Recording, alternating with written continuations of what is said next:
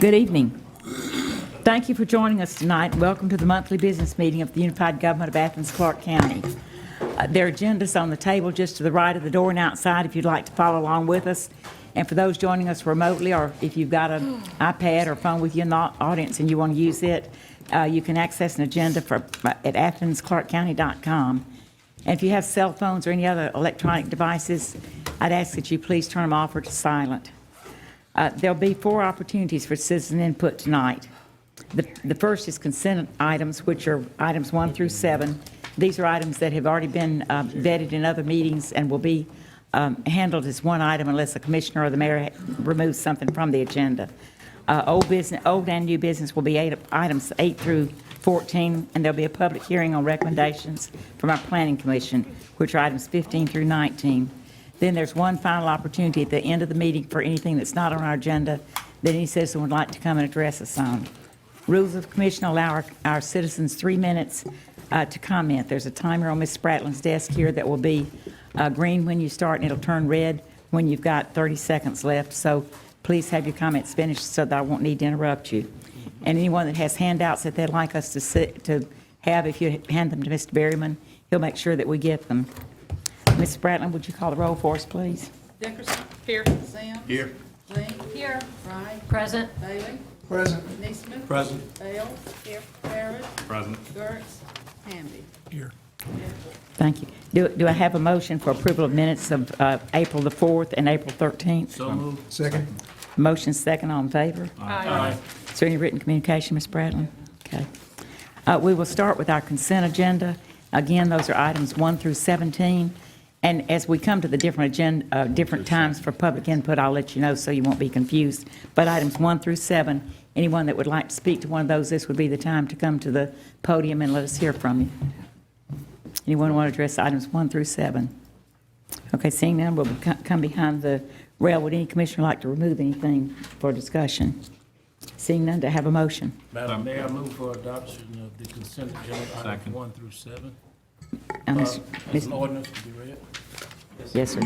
This one ordinance, an ordinance to amend the FY 2017 annual operating capital budget for Athens-Clarke County so as to provide grant funding, if approved, from the Federal Transit Administration through the Georgia Department of Transportation Bus and Facilities Capital Program grant for bus stop and bus stop facility improvement projects and for other purposes.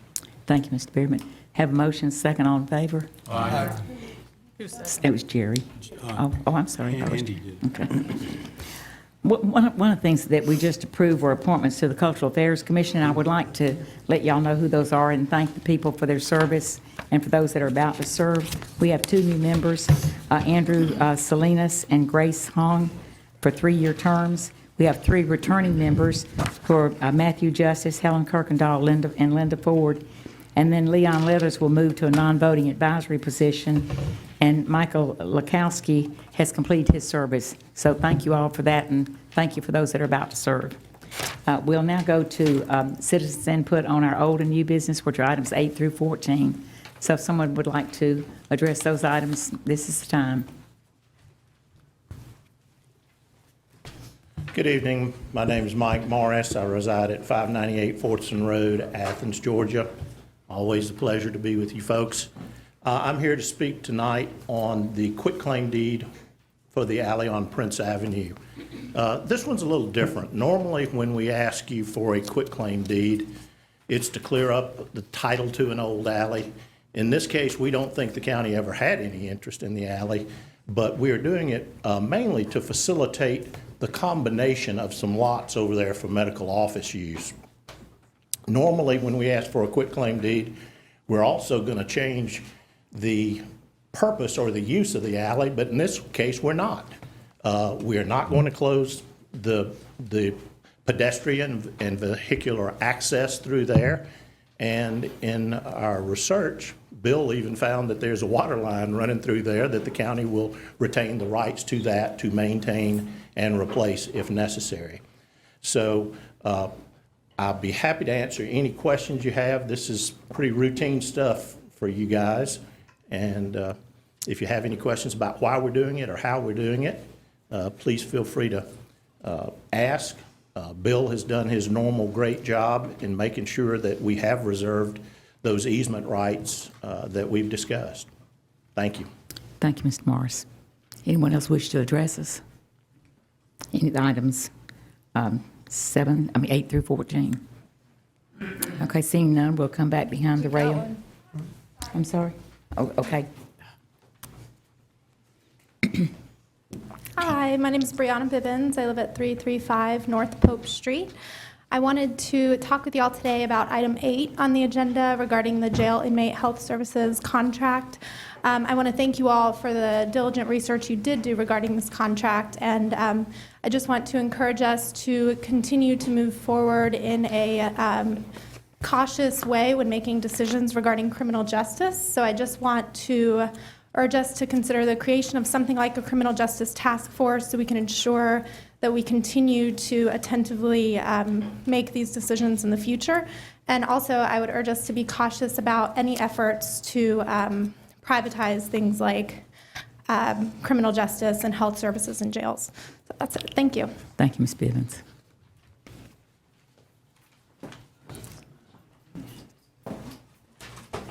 Good evening, Mayor and Commission. I wanted to speak to the same item. And first, start by, I was very glad to see that there was more thorough research and look into Armor Healthcare as being granted the contract for our healthcare services at the jail. ACC staff does good work. They're on it, and I really appreciated that. What made me a little upset, though, was that some of the stats that came out of it, I saw in this research, that 1.5 million individuals with severe mental health issues are booked into local jails annually each year. And I quote from the research done: in most jurisdictions, more than half of the individuals arrested have a diagnosable mental health or substance abuse issue, and in many cases, both. So the context indicates the immense challenge faced by local jails in providing care to both medical and mental health issues than the general population. And I do understand that, yeah, it is an immense challenge. I believe it's an immense challenge that should not be tackled by our law enforcement and our jail staff. The problem here isn't, I was not at all, when I wrote that letter to all of y'all, was not at all attacking the Clarke County Jail or even the healthcare service providers that did this stuff. More so that the problem that we have here is that this is happening in the first place, that we have this many people in these jails facing these issues, and we're just accepting it. And actually, those numbers are increasing over the years. To the point now that I believe our jail operating budget for this coming year is going to be over $17 million. $17 million, man, could probably do a lot of great work to provide mental health care and education so we don't have these issues happen in the first place, and physical health care too. So that was more of what I was pushing for here, so that we have a longer conversation and we don't just accept that what we have to be doing is having this kind of large population coming into our jails, suffering from these issues, and having to be provided care in a jail cell. That's not how we should be doing this. And I do agree with Ms. Bivens for, I think, a great way we could be dealing with this and making sure this research is happening on a daily basis is that if we had a criminal justice coordinating committee, so that we know that the research is done, the research is thorough, up to date, and we are doing the best things we could for the populations in jail, out of jail, and keeping them from getting into jail in the first place. Thank you so much. I appreciate your time. Thank you, Mr. Johnson. Mr. Kurtz, come join us. It's good to see you. No. Anyone else wish to address the Mayor and Commission on items, old and new business? Okay, seeing none, we'll come behind the rail. And the item that was just addressed by two of our citizens, item number 8, the jail inmate healthcare services contract. And I believe Ms. Dickerson. Thank you, Mayor.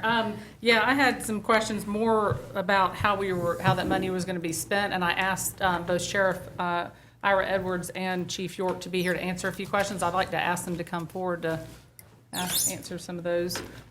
Be happy to have you guys come up and help us. In general, while they're coming up, in general, it was just trying to understand, I guess, as I started diving into the budget, looking at the budget, wanting to understand a little bit better about what this $1.6 million contract buys us. And I also asked some other questions that'll be more relevant to our local delegation to ask when we meet with them about use of insurance and, that some of these inmates may have. And I've talked to the attorney and the manager about that as well. But tonight, I really just would like, and I don't want to go through every question. I think if y'all just give us a general overview about some of the questions I asked about, like how services are provided, what kind of services are provided, just have to be provided, and maybe how the service provider will perform their duties, like where they're physically located, the types of like RNs, PAs, that kind of stuff that will be there on site. That'd be great.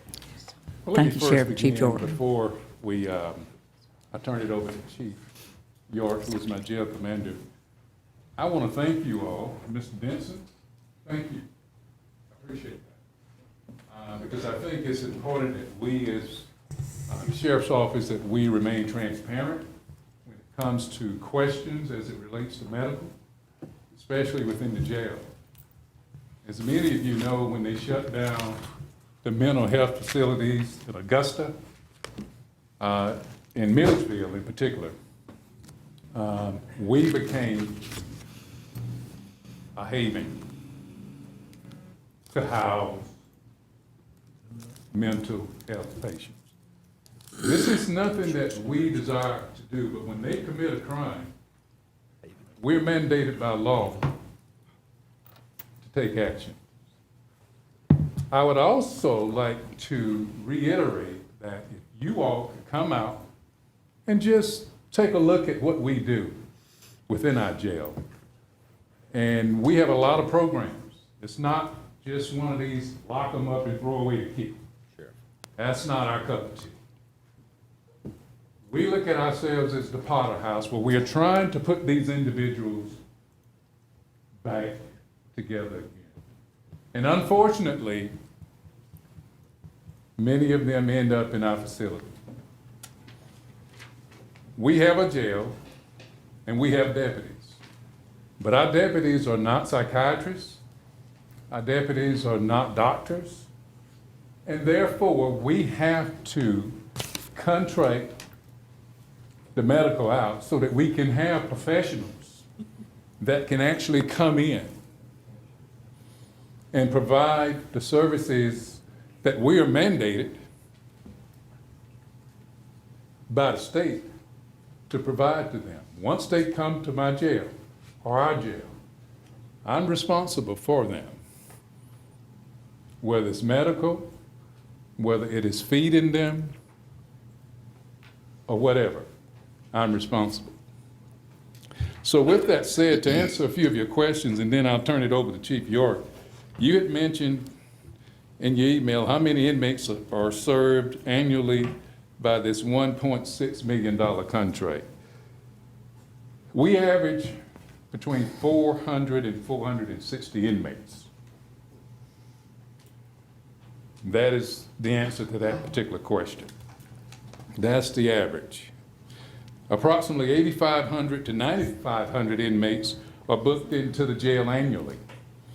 Approximately 6,000 medical screenings are done on an annual basis. And more than half of these individuals booked are classified and housed in the jail, and they receive an intake medical screening including questions about medical conditions, medical or mental health history, as well as a check of physical appearance and conditions. So once they come in our jail, we screen them medically. And we feel that that is beneficial so that it will not be a liability for us if we don't know what's going on with them medically. So we screen them once they come in. Approximately 1,800 history and physical screenings are done. After receiving the intake medical screening, inmates receive a full history and physical exam within the 14 days of them being in our jail. So if they are there 14 days or more, they are going to get a physical exam. And then I'll turn it over to you now, Chief, to kind of explain the sick call process and the chronic care. Sure. Just to comment on a few general points again, along with the sheriff. We appreciate all the input that we can get and the questions so that we can be transparent. One thing that in the general context of criminal justice in our community, I think we should point out to our citizens that we have a model criminal justice system in this community, a lot of things to be proud of. And overall, because of that, what we would say because of that, we can't specifically identify causes, but it should be pointed out that the annual population of the Clarke County Jail has gone down 5 of the last 6 years. And that is, we believe, attributable to the collaborative effort of the entire criminal justice system, the model treatment courts that we have, the work release center, the day reporting center, and it is, in some ways we're bucking a national trend. In some ways, that is a national trend, but that's something that we should point out, is that while mass incarceration is a community issue, in this community, we feel like we do have a really strong criminal justice system, and we are trying to be attentive to these issues. The thing that people also need to realize is when you think about the jail, you think about the size of the jail and maybe the average daily population of the jail, which the sheriff pointed out between 400 and 450, 460. But the volume is the issue for jails. 8,000 people a year. And these people come to us many times angry, impaired, and with medical conditions. And we're legally mandated to take full care of those until their time is complete. So it's a big part of that budgetary, our budgetary needs. And Sheriff mentioned some of the statistics there, and so there's a full-time medical staff of approximately 14 people that work with us. And we have coverage at the jail 24/7. And I'll go ahead and wrap this up, and you may have other questions, but that 24/7 staff, what are they doing while they're there? Well, we have clinics. We're screening everybody that is arrested to be sure they're medically fit to actually come into the jail. Then there is that intake screening that happens on about 5,000 to 6,000 of those people annually. And those are LPNs conducting those screenings. And LPNs, RN, and we have 2 RNs. Then there's the history and physical, there are the sick call requests, and we have chronic care clinics that are going on, seeing inmates on a daily, weekly, and monthly basis, monitoring high blood pressure, diabetes, HIV. We always have HIV patients, pregnancy, and other chronic care conditions. We are doing diabetic checks morning and night. We're passing medications morning and night to up to a couple of hundred, but probably typically about 150. And so our nurses are busy all the time. And then, of course, responding to sickness and even emergency conditions and even incidents that arise in the jail. So the jail is a busy place, and the medical staff is a busy, hard-working staff. Costs for jail medical care have been rising because of the acuity or the level of sickness of the people that come to jail, and because of other factors such as the challenges of finding correctional medical practitioners, and also the rising cost of insurance for the companies that provide this type of care. And so there's a lot of factors that go into cost that escalate. But our goal is to provide the best value of care, which is a combination of quality care and value care, and we evaluate that through the purchasing process, and we bring forth the best recommendation that we can. Thank you. And Mayor, I guess I want to say, first of all, to thank both the sheriff and the chief for coming, because I didn't get my act together till late this afternoon, so I really appreciate them coming short notice to talk about it. But I think it's really important, we start looking at how much money we're spending, and we really need to understand what it's going to. And in this case, it's something obviously we're mandated to do, and they're obviously doing it to the best of their ability. And, the order of magnitude cost can be a little overwhelming when you look at it on paper, but obviously, we're getting what we need to get for our money, and certainly appreciate the effort. And the volume is the key thing. You look at 400 inmates, you're like, how much are we spent? But then when you look at the volume, and I think that's important for us to understand. So I appreciate y'all coming and talking about that tonight. Yeah, 8,000 is very different. Yeah. Sheriff Edwards and Thank you. Chief York, thank you. Appreciate My y'all pleasure. coming. Thank you, anytime. And I would encourage you all, for those of you that would like to come out and visit the jail and do a tour, please come out. But before they leave, do any of the other commissioners have anything you'd like to ask of them? Oh, no. Mr. Neesmith? No, No? I have a few comments. Okay. Thanks, guys. Thank you. Appreciate it. Mr. Neesmith? You want to address this issue? While we're on the subject of mental illness and mentally ill patients ending up in jail, I think it's important for everyone to know the direction that we're trying to head with some grant money that we got last year and used to study this in collaboration with the Advantage Behavioral Healthcare System, our local community service board. And the results of a study that we saw recently about arrests between October and December of 2015.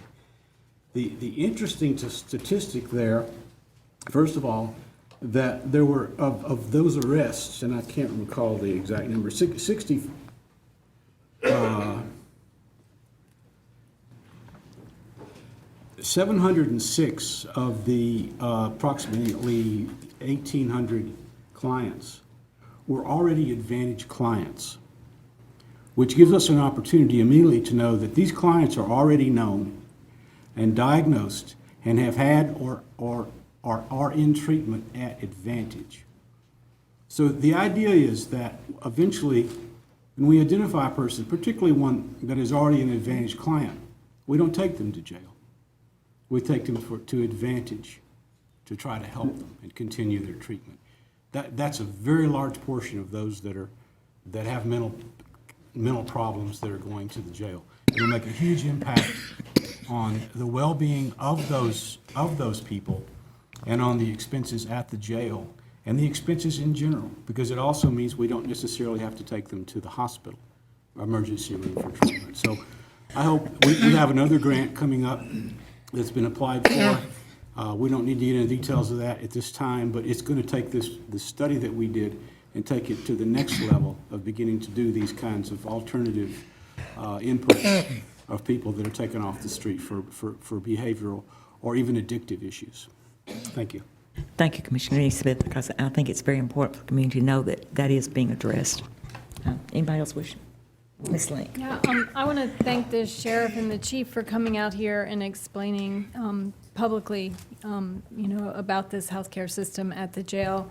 I think it's really important to have that kind of transparency. And I want to reiterate something that was brought up at the podium about a criminal justice coordinating committee. I know that this was a recommendation that came out of a criminal justice task force several years ago. And I would hope that we can convene that committee because I think it would give that extra level of citizen confidence when these kind of decisions are being made. We can have a little bit of citizen committee participation in them, maybe some expertise from the community brought in. If there's a healthcare contractor, maybe some local healthcare workers can be a part of that decision making, and not put the full burden on the staff. There's a lot of national attention given to criminal justice these days for good reason. And I feel like that kind of citizen participation and absolute transparency is very necessary. And we do have a brand new jail with excellent facilities, and it's costing a lot of money to run that brand new jail. So I feel like the most participation we can have as possible to assure that facility is run efficiently and the folks who do end up there are cared for as well as possible.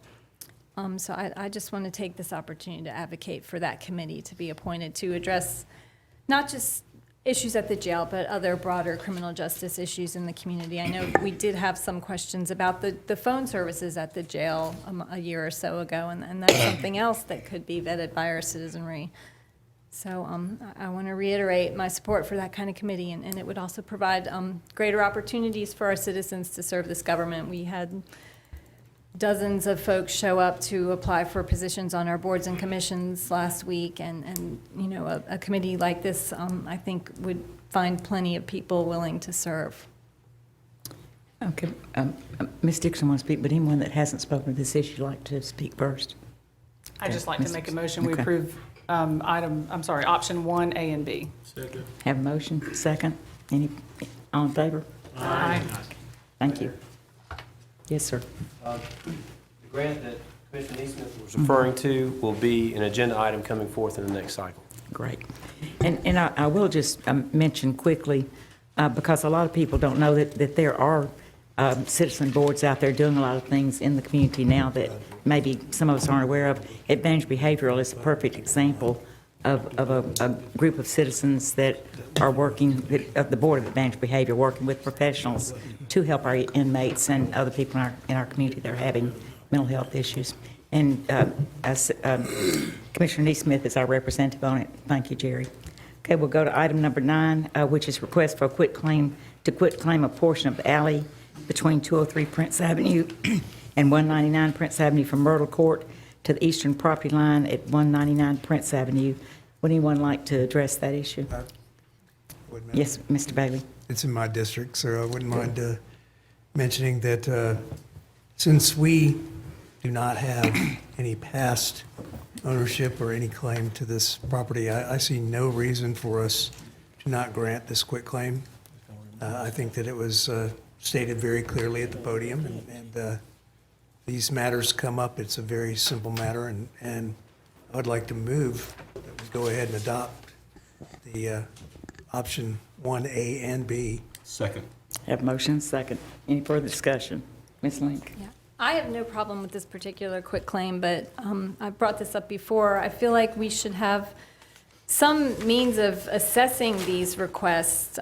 There's a lot of potential for some of these unused alleys as pedestrian thoroughfares or additional frontage, you know, if one day we want to talk about accessory dwellings in some of our in-town neighborhoods.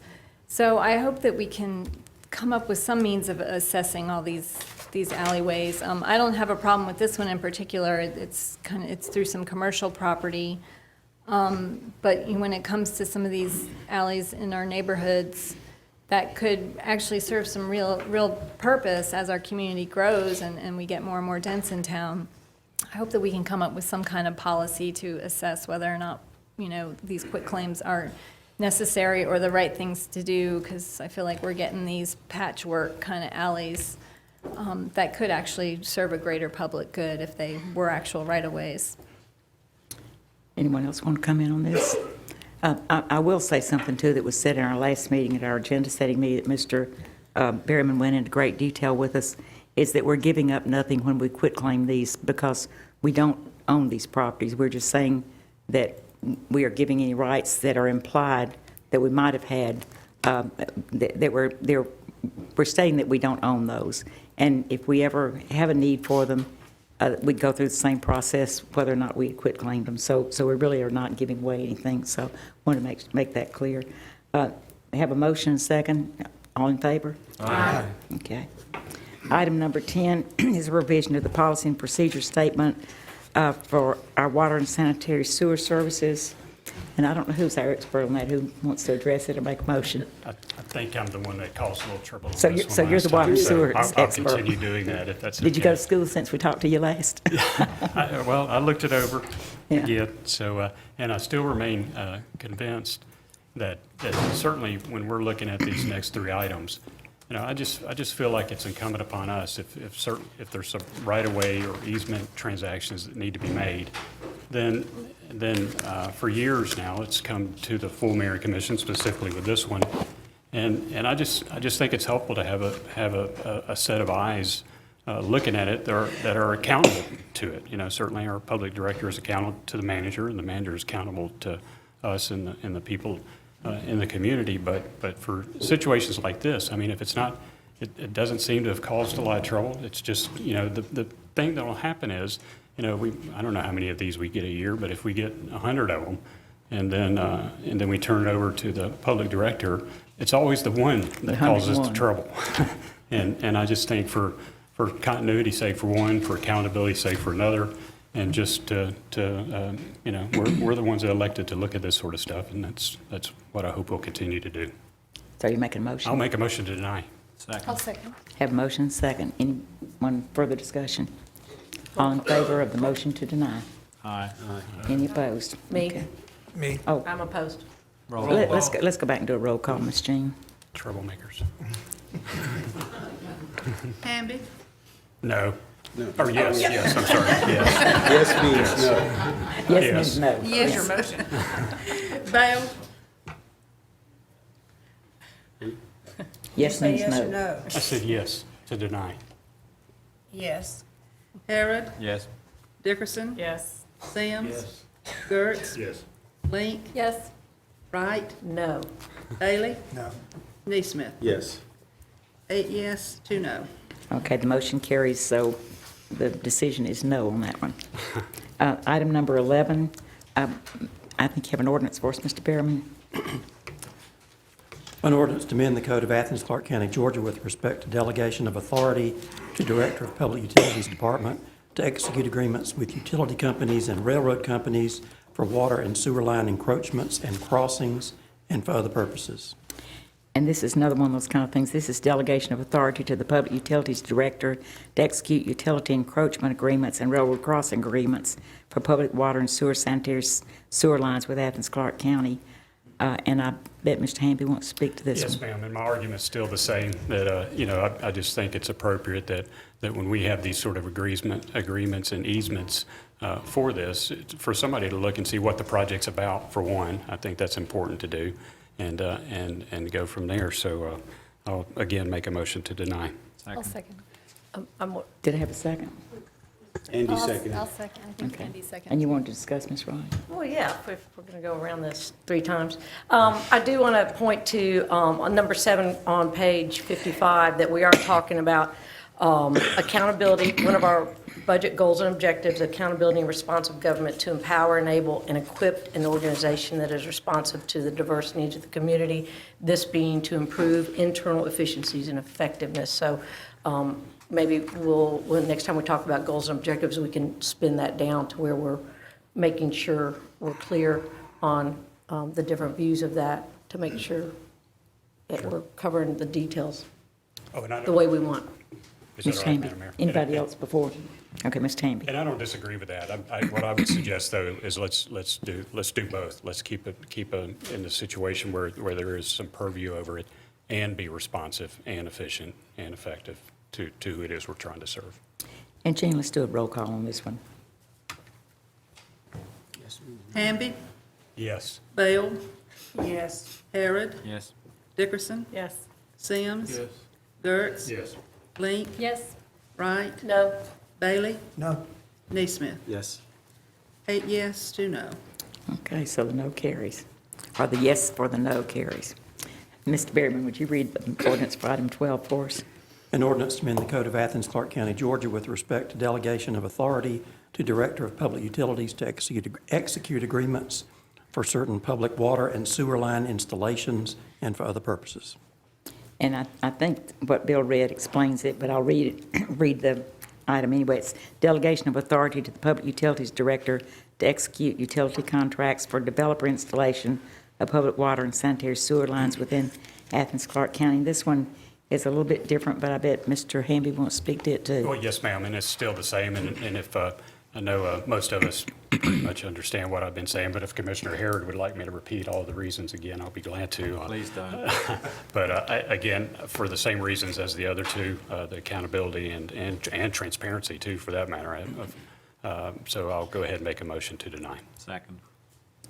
I have a question about this Yes. one. So if this is a development, and aren't we already seeing that? Doesn't the mayor and commission see that development ahead of time anyway?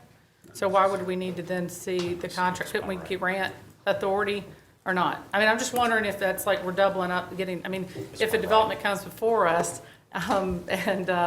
we approve it, then it seems like to me it's just a matter of in the approval process saying that the Public Utilities Director has authority to execute that contract. Don't we normally say that in those things, in any contracts or agreements be executed?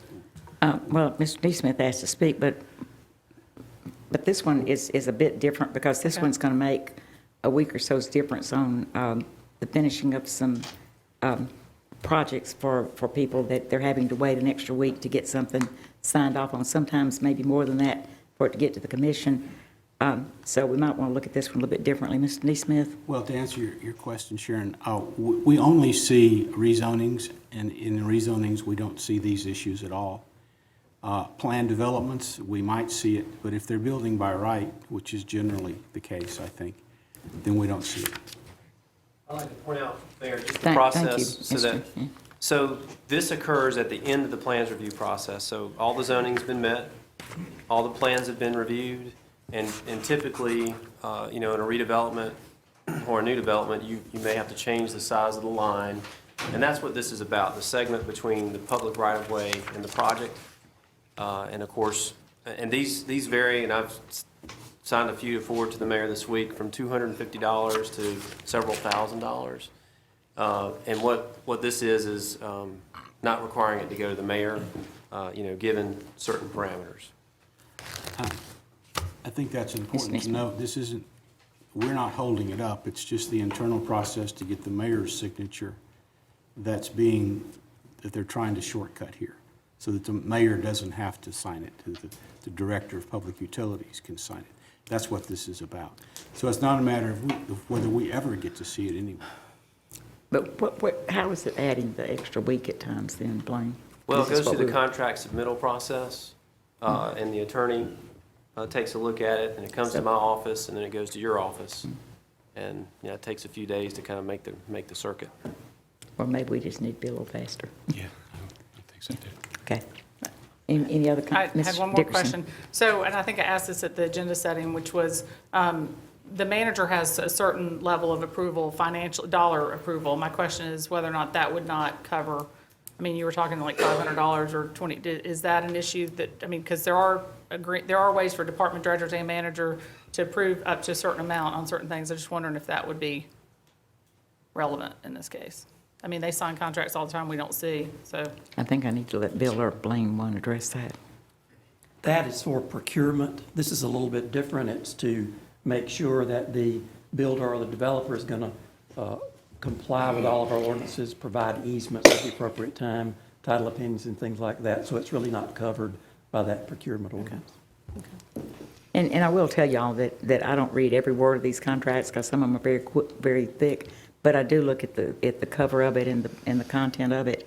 And so, as Mike said, it doesn't hurt to have a second set of eyes. And there have been times I've asked questions on things that come across my desk, so. Okay. Y'all ready to vote? Okay, let's do a roll call again, Gene. Hamby, Yes. Hale, Yes. Harrod, Yes. Dickerson, Yes. Sims, Yes. Gertz, Yes. Link, Yes. Wright, No. Bailey, No. Neesmith. Yes.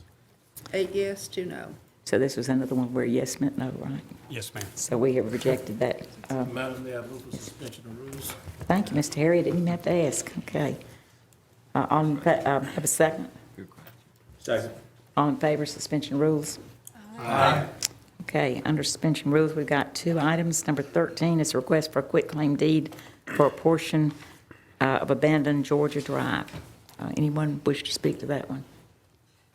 Do I have a motion? Oh, I'm sorry, Ms. Lynn. This is one where I have, concerns where this could serve a really useful pedestrian purpose. So I'll be voting no on this.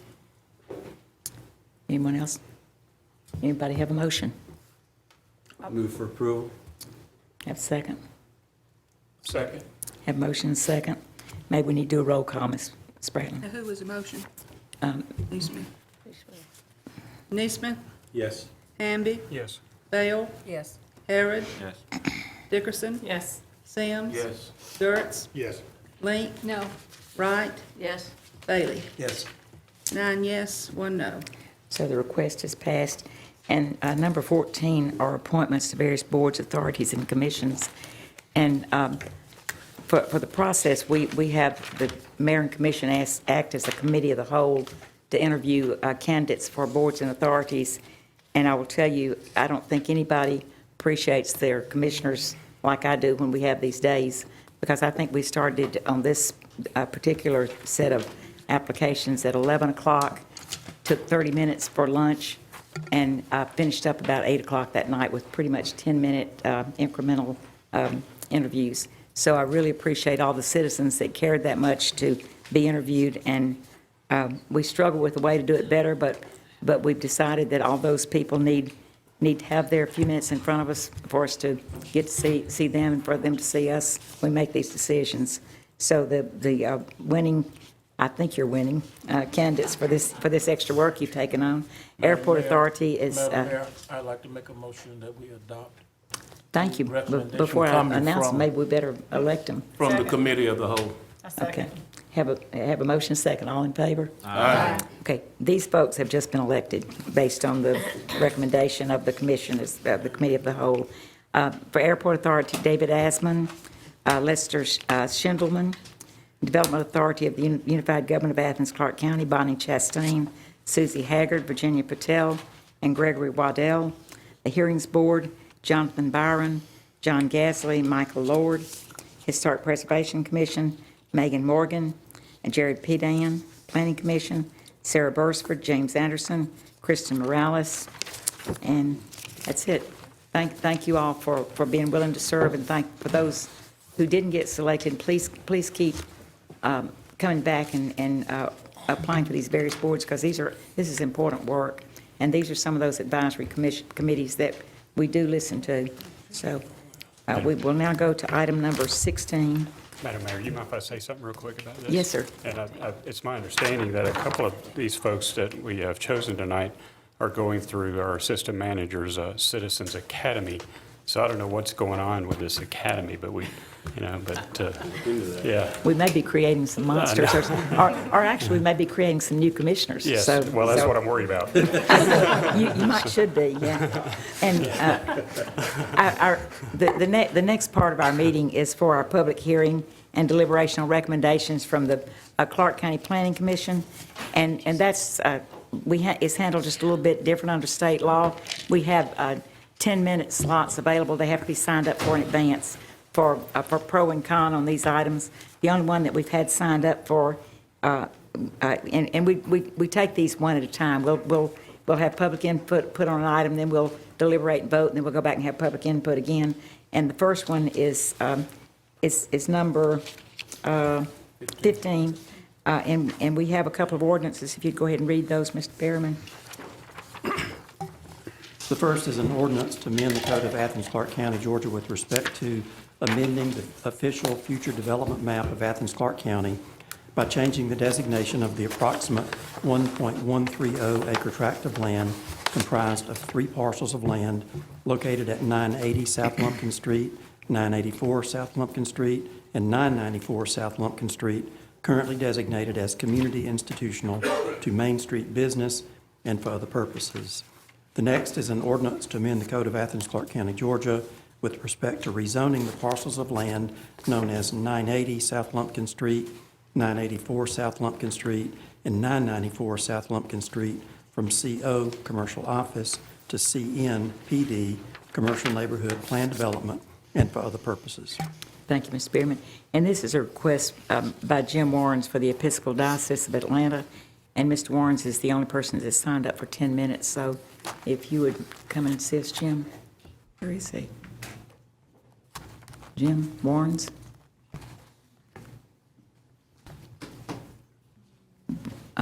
Well, we will go on to the 3-minute slots, and Mr. Warrens must have stepped out a minute or something. We'll let him come. We'll let him have his 10 minutes if I see him come back in. Would anyone else like to speak to this issue? And these will be limited to 3 minutes. Good evening. I'm Allison McCulloch, live at 465 Millage Circle. Thank you for the opportunity to speak about item 15, the Lumpkin Street redevelopment. I serve as the Community Relations Director for the University of Georgia, and I'm speaking on the university's behalf this evening. While I'm here representing the university, I hope that you'll think of me as you might think of any neighbor that comes up to speak about a piece of property that adjoins theirs. You've already received a complete description of the university's concerns about this particular project, so I will simply touch on 3 points in the interest of time. First, the University of Georgia has not asked to purchase the property being discussed, nor have we been approached with an offer to purchase the property. I reached out last week to Father Lang Lowry of the Episcopal Diocese of Atlanta regarding the development, and he acknowledged during our conversation that the university has not made an offer on this property. Second, our primary concern continues to be the safety and well-being of university students and members of our community who use Lumpkin on a daily basis. Of particular concern is the new center lane median, which would reduce the queuing length of the existing left turn lane from 150 feet down to 90 for drivers wanting to turn left onto Cedar Street. As detailed in a report that I've shared with each of you by David Pickworth, a traffic engineer, cars waiting to turn left will spill into the through lane, which will have an effect on traffic operations down Lumpkin, possibly impacting the Baxter Street intersection at those busiest times of day. With the number of students and community members who use Lumpkin, the already strained traffic conditions will be impacted even more and will negatively affect anyone who travels in this particular area, whether by foot, bike, or car. Finally, the proposed development is not consistent with the character of this particular neighborhood. The building will be taller than Bolton Dining Hall, which is at the bottom of the hill, and yet set back from the street by only 15 feet as compared to Bolton Hall's setback of 35 feet. In addition, the building will sit near the crest of the hill, which would significantly amplify the height of this proposed project. These concerns that you've heard are consistent with those expressed by the Athens-Clarke County Planning Department staff in their report, which recommended denial of this proposed redevelopment. For these reasons and the others that I've shared with you previously, I recommend denial of the Lumpkin redevelopment proposal. Thank you for your time and consideration and for your attention to the character and safety of our entire community. Thanks. Thank you, Ms. McCulloch. Good evening. It's good to see you. I'm Jimmy Williamson. I live at 1091 Settlers Ridge Road, Athens, Georgia, 30606. I can't tell you enough to appreciate the opportunity to talk to you about this project that's at the corner of Lumpkin and University. And of course, I'm speaking to you on behalf of as Police Chief, University of Georgia. That's why I wear this uniform, if y'all didn't know. But throughout the many years with the UJ Police Department, I've had the opportunity to interact with many of you on a variety of projects impacting the community, the university, and its students. Over my 13 years as Chief of Police, however, I've never felt concerns that were significant enough to address with the Mayor and Commission until now.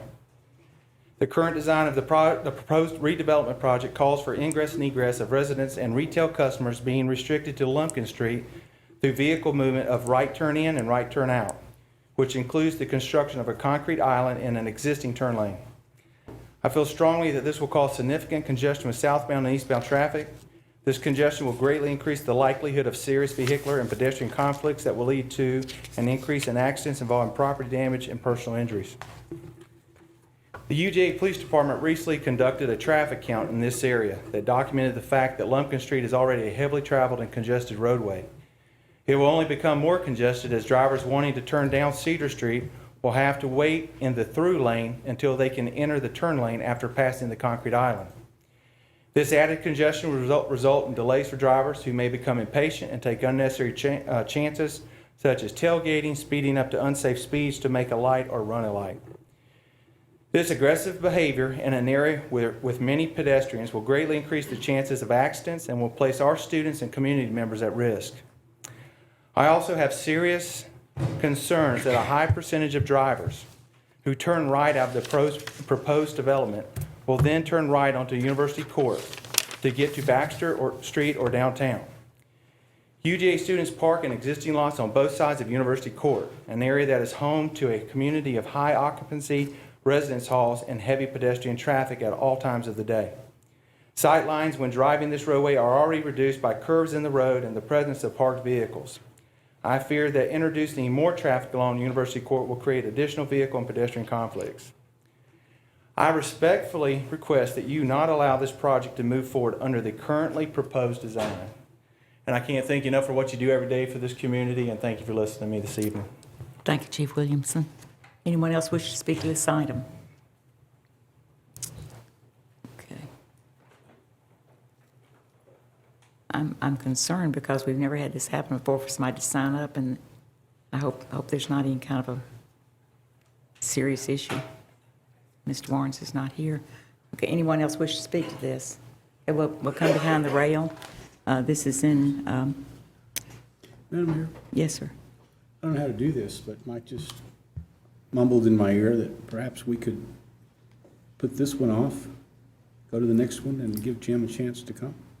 Well, it's such an unusual situation. I've got to think there's some kind of an unusual problem. So I agree with you. We'll put this down to the bottom. Can I make that a motion, or what do I need to do, Bill? I think I can just move it. Okay. So I'll just move it down to the last of our planning items. So we'll go on to item number 16. And again, it's the same process. We don't have anyone who's signed up for the 10-minute slot. So anyone who wishes to speak to item number 16, which is request of Charles Armentrout for HP Athens LLC, and this relates to a restaurant on the roof of the Hyatt Hotel, and I believe you have an ordinance for us, Mr. Behrman? An ordinance to amend. Oh, okay, yeah. An ordinance to amend the Code of Athens-Clarke County, Georgia with respect to rezoning a parcel of land at 412 North Thomas Street from CD, ED, Commercial Downtown, East Downtown Design Area to CD, ED, PD, Commercial Downtown, East Downtown Design Area Plan Development, and for other purposes. Thank you. Is there anyone who wishes to speak to this in our audience? Yes, thank you. My name is Charlie Armentrout. I live at 996 Riverbend Parkway in Athens-Clarke County. I'm here mostly to just show you who I am and answer your questions.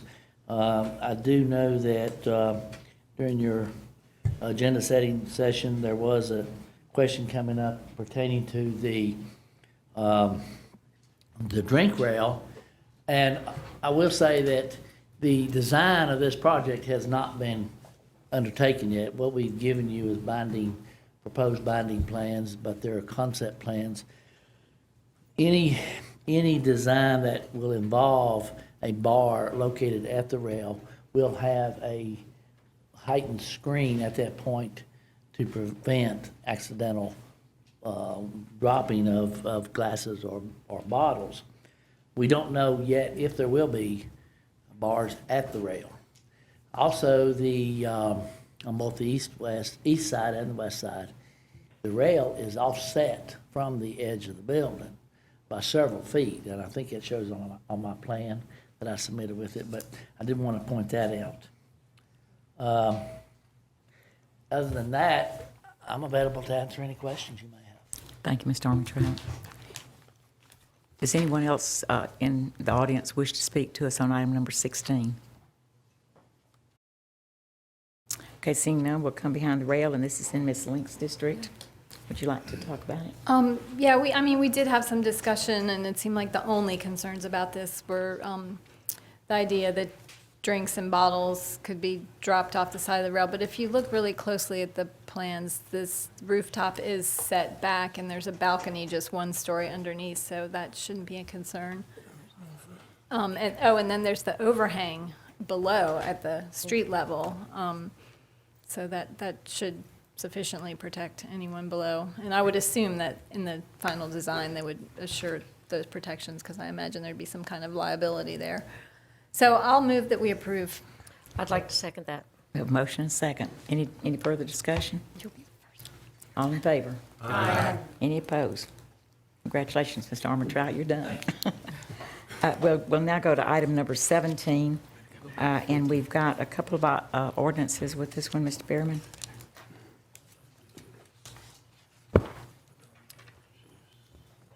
An ordinance to amend the Code of Athens-Clarke County, Georgia with respect to special use approval in the COMAC Commercial Office Millage Avenue Overlay District on 0.97 acre of land located at 930 South Millage Avenue and for other purposes.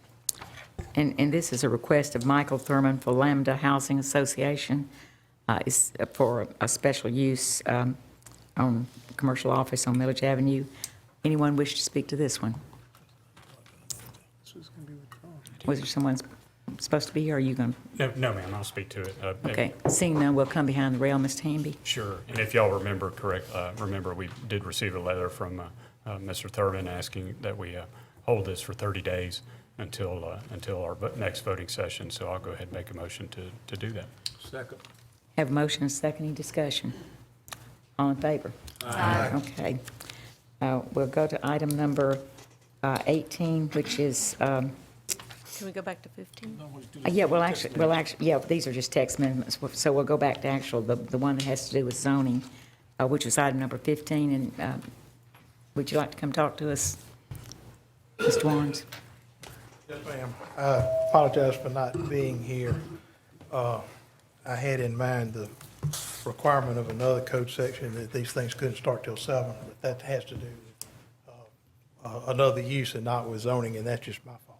Oh, My name okay. is Jim Warnes. My address is 244 East Washington Street, and I'm here on behalf of the Episcopal Diocese of Atlanta and the St. Mary's Chapel.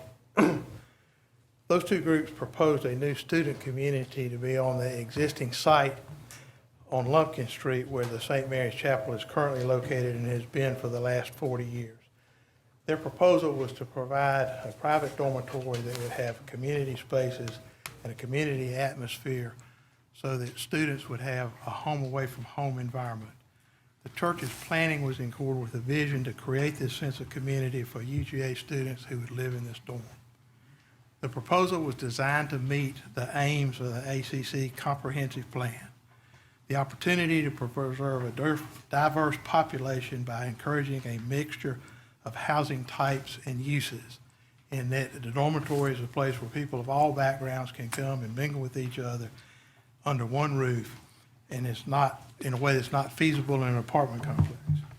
A mix of housing types is encouraged. This is the first private dormitory that has been brought forth since the zoning code was enacted in 2000. Oglethorpe House was built as a private dormitory in 1965 and functioned that way for 14 years before it was acquired by UGA in 1979. The Episcopal House was designed to fill a niche between existing university dormitories, which are primarily occupied by freshmen, and a lot of the high-end housing that's here in downtown and other places in the community.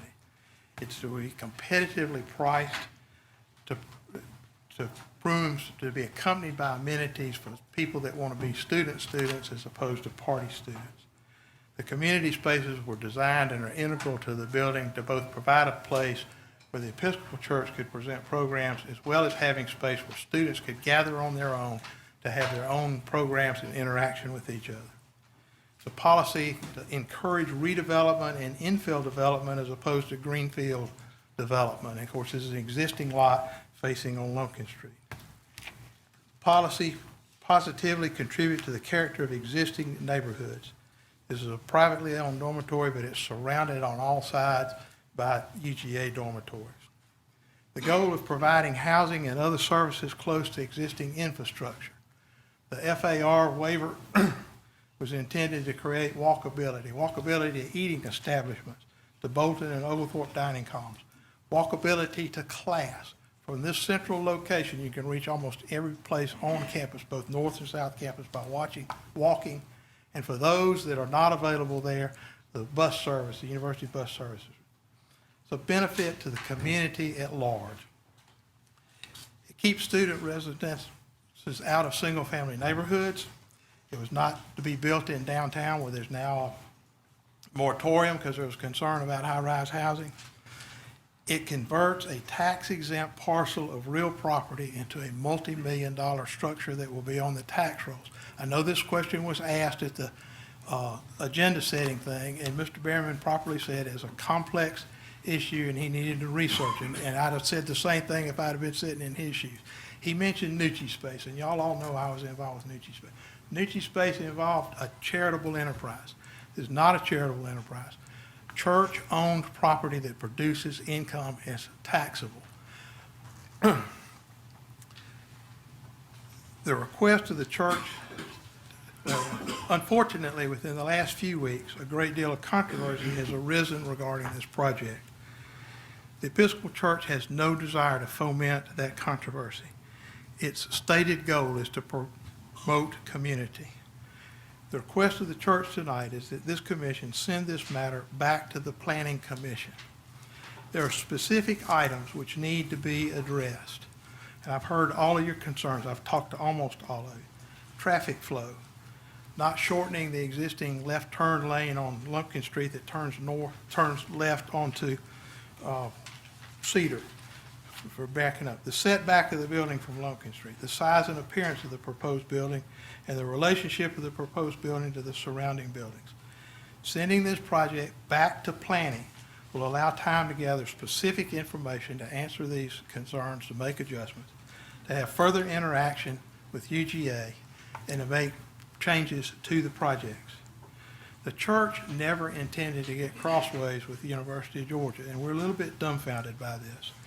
In 2014 and 2015, there were a number of meetings between the church and UGA officials where the architect for the church met with UGA officials. In November of 30th of 2016, there was a letter that was addressed to Mr. Griffin in which the university said they were going to cut off access to University Court and that they wanted the project to have these three things. Parking access must be exclusively via Lumpkin Street. The proposed redevelopment must be in compliance with Athens-Clarke County zoning ordinances, and the design of the proposed development must be consistent with the character of the neighborhood. Right behind where this is Oglethorpe House. It is 9 stories tall and has 500 residences in it. After we received this letter, after the church received this letter, they pulled the plan back. They completely redesigned the entire project.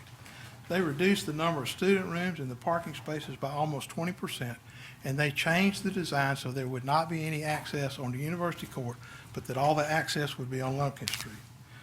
The church thought it made the changes that UGA wanted. Send this project back to the Planning Commission. We'd requested 4 waivers. 2 of them had to do with trees and were covered by alternate compliance. The other 2 waivers had to do, one was the FAR waiver, because the FAR in the proposed zoning is 0.75. And the way the project was designed is it turned out to be 1.06. But what's the purpose of the FAR standards? They're to ensure compatibility and regulate density. I had to go look this up because I've always been a little bit confused, quite frankly, about FAR, no matter how long I've been doing this. But this is what I found about FAR. Walkable urbanism and healthy transit require FARs to be at least 1.5 to 3.0. In Europe, those lovable cities that we all love to walk in have FARs that are well over 3. In America, as you can imagine, most of our commercial areas have tiny developed FARs of about 0.01. Therefore, if a community wishes to encourage more walking and a vibrant social urbanism, should require at least a 1.5 FAR. Anything less than 1.0 locks a community into sprawl, unwalkable and unlovable design, extreme auto dependence, and downwardly spiraling downtowns. Usually I'm standing in front of the hearings board arguing against or asking for a waiver to go below the minimum FAR. Here, where we're asking for a variance to increase the FAR in an area that is extremely walkable to the dining commons, for students to get to class. It was astounding that this would be raised. And then the parking waiver had to do with the fact that, number one, we had 106 rooms. Code requires 1 parking space per bedroom. That lot slopes. Brad and I had a number of discussions on whether the parking requirement even applied to this project. Dormitories are a separate use under the code. Dwellings above and below businesses are a completely separate category in all 4 of the commercial zones. That has the parking requirement of no more than 50% on the ground floor. Dormitories don't have that same footnote. But rather than arguing the point, we just asked for the waiver. The parking could have been redesigned. We could have put parking in the basement, and we could have made 2 levels up and put parking on the 2nd floor. Except for a little bit of the parking, it's not even underneath the building. It's in 2 pads out to the side. But again, like I said, there were other things that we talked about. I thought we'd worked through a lot of things, and I was really shocked when that one came up. Waivers are for situations where the black and white of the code does not meet the reasons that the ordinance, the policies that I went through. And this project meets all of these policies. But again, Episcopal Church does not want to fight. We want to be a part of this community. And so we're asking that you send this back to the Planning Commission so that we can get actual traffic counts on the streets and see what a true parking plan would be. That we can look at the other 4 things that I asked for. We need a time to establish facts and bring forth information upon which a reasoned decision can be made. Thank you for your time. Thank you, Mr. Warrens. Would anyone else wish to speak to this? And comments from now forward, because they weren't signed up for in advance, are limited to 3 minutes, so.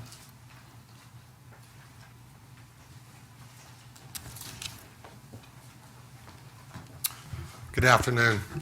I'm Canon Lang Lowry of the Episcopal Church. Peace to all of you and to all of you who have come here tonight. I speak strongly in favor of the Episcopal House because we have 250,000 Episcopalians in the South, many of which have sons and daughters who want to come to the University of Georgia, and they want an alternative to current housing. They want a community that's built around an Episcopal ethos. They want a chaplain, they want a chapel, and they want a community that's not a public dorm, that is not a luxury apartment, and it's not a boarding house. Maybe most importantly, the reason why I wear this collar is because I speak on behalf of those who often cannot afford many of those things, those students who cannot afford housing, some of which whom couch surf throughout college, staying with friends, who need low-cost housing and who do not have a car and need to walk to campus. I also speak on students who are uniquely blessed with differences, God-given differences, some who have experienced bullying, others who have had a hard time fitting in life, others who are undergoing life changes, and some who are frankly are just more focused on academics and do not want frat or sorority life or other distractions. They want and they need a place to affiliate in a community that builds up the spirit and is all about building up community, a place where they feel safe and comfortable. And this is a very small number of rooms, but it is a very important need and a niche to be filled.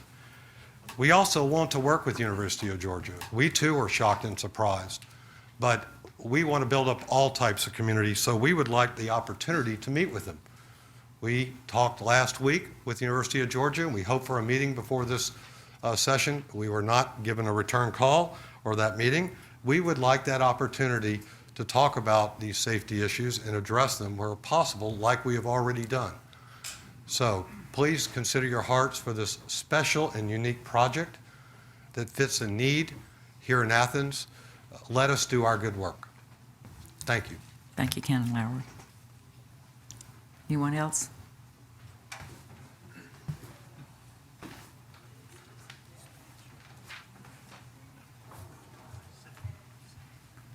Good evening. I'm Chris Cole. I'm the chaplain at the Episcopal Center on campus. I'd just like to reiterate everything that Father Lang said about how we are here to build community, and we are here to meet needs, the needs of the students, but not only the needs of the students, the needs of the University of Georgia, the needs of the men and women who work for the University of Georgia. We currently allow somewhere in the neighborhood of 10 to 15 people at various points in the day who work in the service industry, cook, clean, that kind of stuff. We allow them to park at the Episcopal Center. We open our doors to them who don't have the funds to go out to spend $300 on a parking permit. We open our doors to them. There are I was astounded when I found out last year, there are over 100 homeless students at the university. As Canon Lowry said, we want to reach out and we want to help cut that number down. We really are trying to work. We hope that the University of Georgia will work with us, but we want to make the Athens community a better place for all the men and women who come here to grow and who go or prepare themselves to go into the world to make big change and to do good things. Thank you. Thank you, Father Cole. Anyone else wish to speak to this?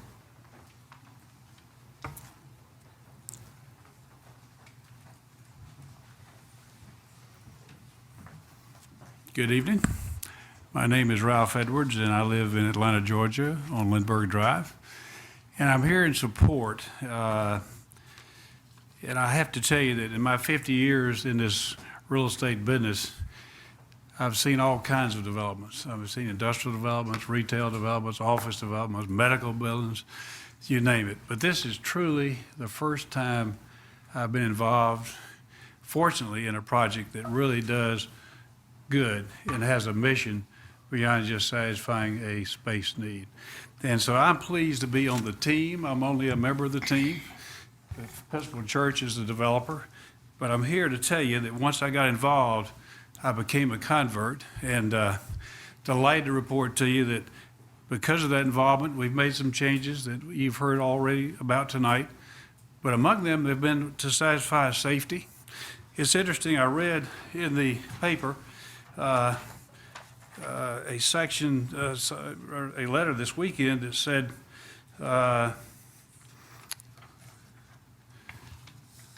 safety and well-being of the students and community is the most important consideration of the university.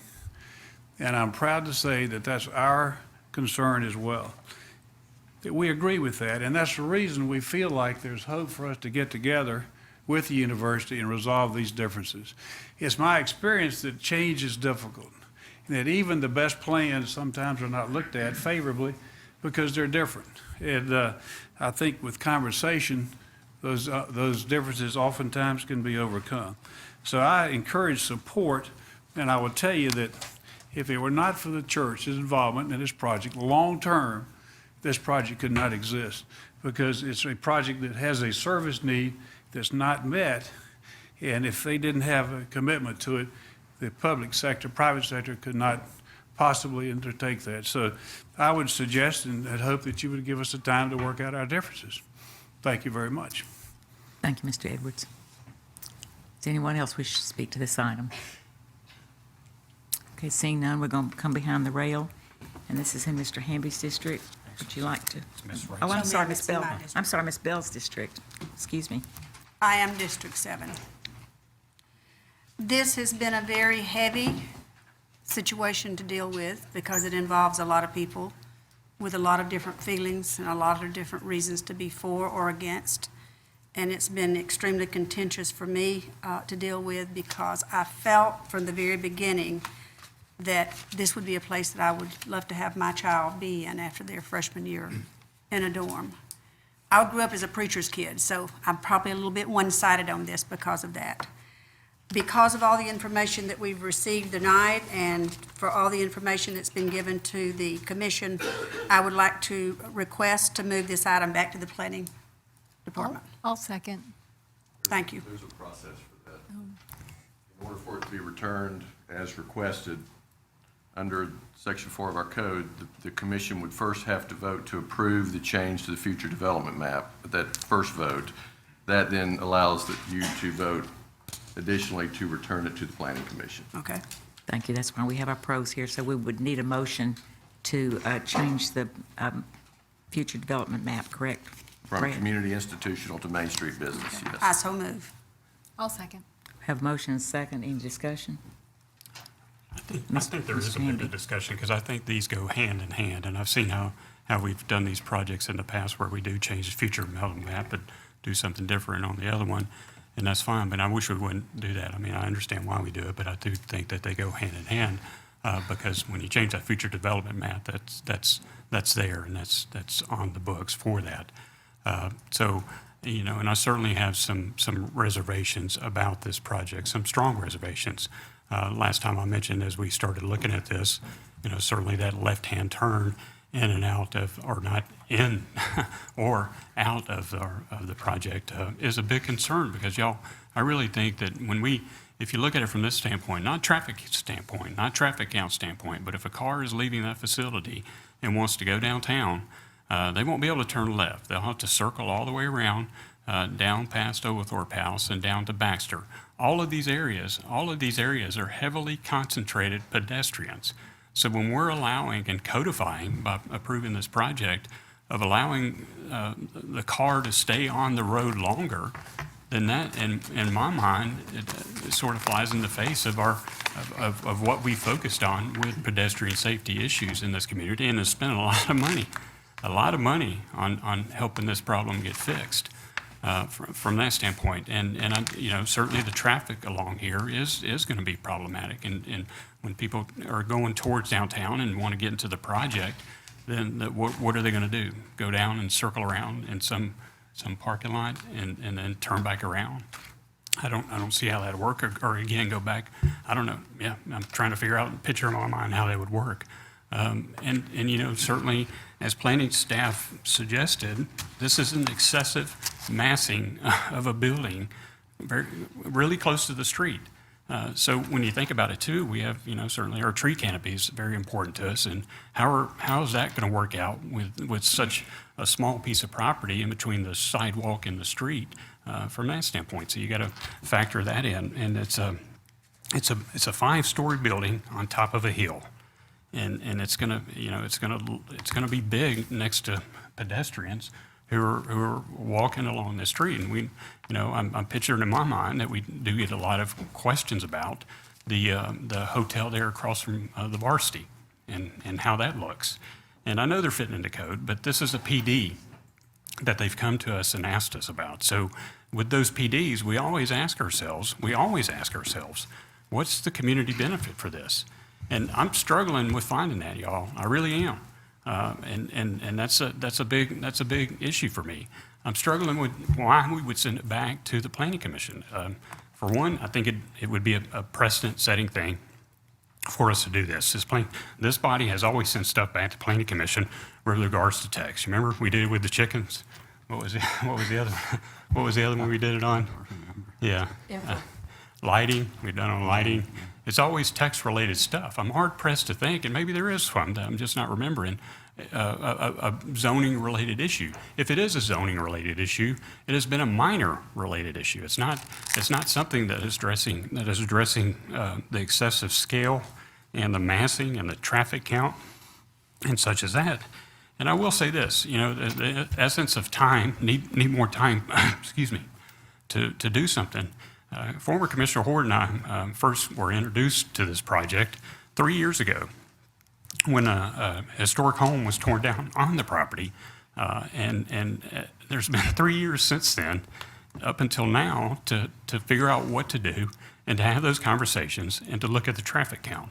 So those are my initial thoughts. I have a question. Yes, Mr. E. Smith. First of all, I have a big problem with changing the future development map on this unless we can go forward with other decisions. And so I'm wondering, Bill, is there another alternative for them to take this back? Can they request a withdrawal? They could do that. Okay. I'm hoping that they will do that. Ms. Link. I came here tonight prepared to vote to approve this project. You know, all the reasons that UGA gives to object, most of them I'm kind of dismiss. When you talk about the massing and the setbacks, I mean, these all comply with our code. The only issue that does give me a little bit of pause is that right in, right out turn and the funneling of the traffic. But then again, that's a problem that UGA created by not allowing access to a property that has always had access. So I really feel like there is much more negotiation to be had, and you know, the one and only true problem with this project, UGA created. So I hope that we can send it back, and I hope they can work that out, because, you know, when we look at a PD, we do ask, what is the community getting out of this? And I certainly see a community benefit in that we're going to get 100 or so students living essentially on campus rather than downtown or in the backyard of a single-family neighborhood. If this project were to show up on Prince Avenue or Millage or West Broad, I have a feeling we'd have this room full of folks objecting to it. But there are no objections from the neighborhood, and we currently have a moratorium on this kind of development downtown. And I feel like the Episcopal Center is filling a real need for a particular kind of student housing, and it's a need that kind of surpasses any of the negatives. And honestly, I don't have a problem with the design. I feel like, you know, a changing of the development map is appropriate for this area. It is very much an urban style area. And yes, there are buildings that are of that scale right there. I mean, Oglethorpe House is 10 stories high, and there's Lyons Apartments just a couple hundred feet up the street. The university is right across the street, and the FARs on those university buildings are certainly much higher than what's being proposed here. So I hope that we do send it back and they can work out those issues and get that access and solve those parking issues, because it's UGA that's creating that danger situation by not allowing that access. I believe Mr. Bailey has to be recognized next. Thank you, Madam Mayor. I would like to point out to Commissioner Link that UGA is the neighborhood in this particular case, but my concerns are not with UGA's objections to design or many of them, except I see a big issue with the creation of some traffic issues at that intersection, being so close to the intersection and increasing the amount of traffic there. And that makes this project a non-starter for me. And I must say that I'm open to the idea of this being redesigned and coming back through the process, but I really do not like the idea of changing the future use plan now without seeing whatever's going to come before us in the future. So I can't support sending it back to the Planning Department and Planning Commission if we have to vote on we have to approve the future use plan now. Mr. Kurtz. Thank you, Madam Mayor. I have a few layers of thoughts about this project, and some of them I expressed last time, and some of them have been expressed by a variety of people tonight. And certainly, as I mentioned, the agenda-setting meeting, the prospect of a private dorm, while unique to this community, isn't a unique creature, but given that it's something that this town and this university have not seen, just in the matter of clarity, I mean, I've recommended to the university that as we move forward, given the prospect that this may be a kind of project that we see more, that there be some kind of rules of engagement. I went to the website of a consortium of private dormitories in Austin, Texas, adjacent to the University of Texas. And in fact, they've got sort of a procedure, a standard for how to support or how to collaborate with private dorms there. And I think that's probably the kind of thing that this community needs if we're going to see these projects coming forward. Now, I mean, I agree with Commissioner Link in the sense that if we've got some students who are living immediately adjacent to campus and on bus lines and out of downtown, that all makes some sense. But I mean, like Commissioner Bailey, I mean, the university are the neighbors here. And as neighbors, they certainly have some rights, and you know, the right to grant or not grant access to their private roadway network is part of that. So certainly, as an individual commissioner, what I'd like to see is the developer and the university go back to the table to talk about where the sweet spot is between where their needs are. And certainly that may mean a project that generates less traffic because it has less parking, and by virtue of that may mean fewer rooms. So I don't know exactly what that'll look like. You know, if we had a more cohesive sense around the room of exactly what that would look like, then I'd feel comfortable assenting to this prospect of approval of the future development map. But I don't think we're at that point yet. I don't think we've got some kind of, you know, ideal Venn diagram here where the 10 of us all believe this project needs to head in just about exactly the same direction. And given that, I would prefer a withdrawal and starting at a slightly earlier point in the process so that maybe we can breathe fresh air and move forward in that regard. Thank you, Mr. Kurtz. Ms. Dickerson. Yeah, so I'm going to sound off a couple things that have already been said. I guess the first and most important thing I think about is if I had I granted my neighbor access to my driveway 2 times a week, but all of a sudden they decide they're going to use it every day. It seems like they should come to me and ask me for permission, not just assume it's going to be given. So I'm concerned that there hasn't been a lot of discussion, and that really should have been initiated by the proposer, not by the university. They wouldn't have known. But I agree with Commissioner Bailey. I think this is somewhat of a non-starter. My issue really has to do with public safety. And I don't drive that road a lot, mainly because it's a nightmare to drive. All these kids are running. I just know I'm going to nail somebody one day by accident because they just step right out in front of you. But looking at the way it's currently proposed, it's a huge concern for me. I think I used to walk from Brumby, and this was 30 years ago when there were half the number of students there now. I used to walk from Brumby across the pharmacy school, and I had to go up University Court. And University Court has a lot of curves, a lot of blind spots. The buses would come through, you took your life in your own hands as it is now. So to add more traffic to that would be an issue. I don't see how students aren't going to be encouraged, just like I have on Lexington Road, people trying to do U-turns around these medians and stuff to get to where they want to go. I think that's going to increase safety. So that's a big concern. And I would disagree that the university is creating this problem, as Commissioner Link suggested, because it's, we can't legally compel the University of Georgia to let someone use their private property. And I think that's a key thing we need to keep in mind. So those are my comments. And I would like to see it withdrawn as well. Ms. Rock. Yeah, I want to take this opportunity on this topic to read out of the flagpole of April 19th. It says, quote, "At peak times of the day, Lumpkin Street is like a parking lot," says Robert Holden, Associate Vice President in charge of University of Georgia's Auxiliary Services.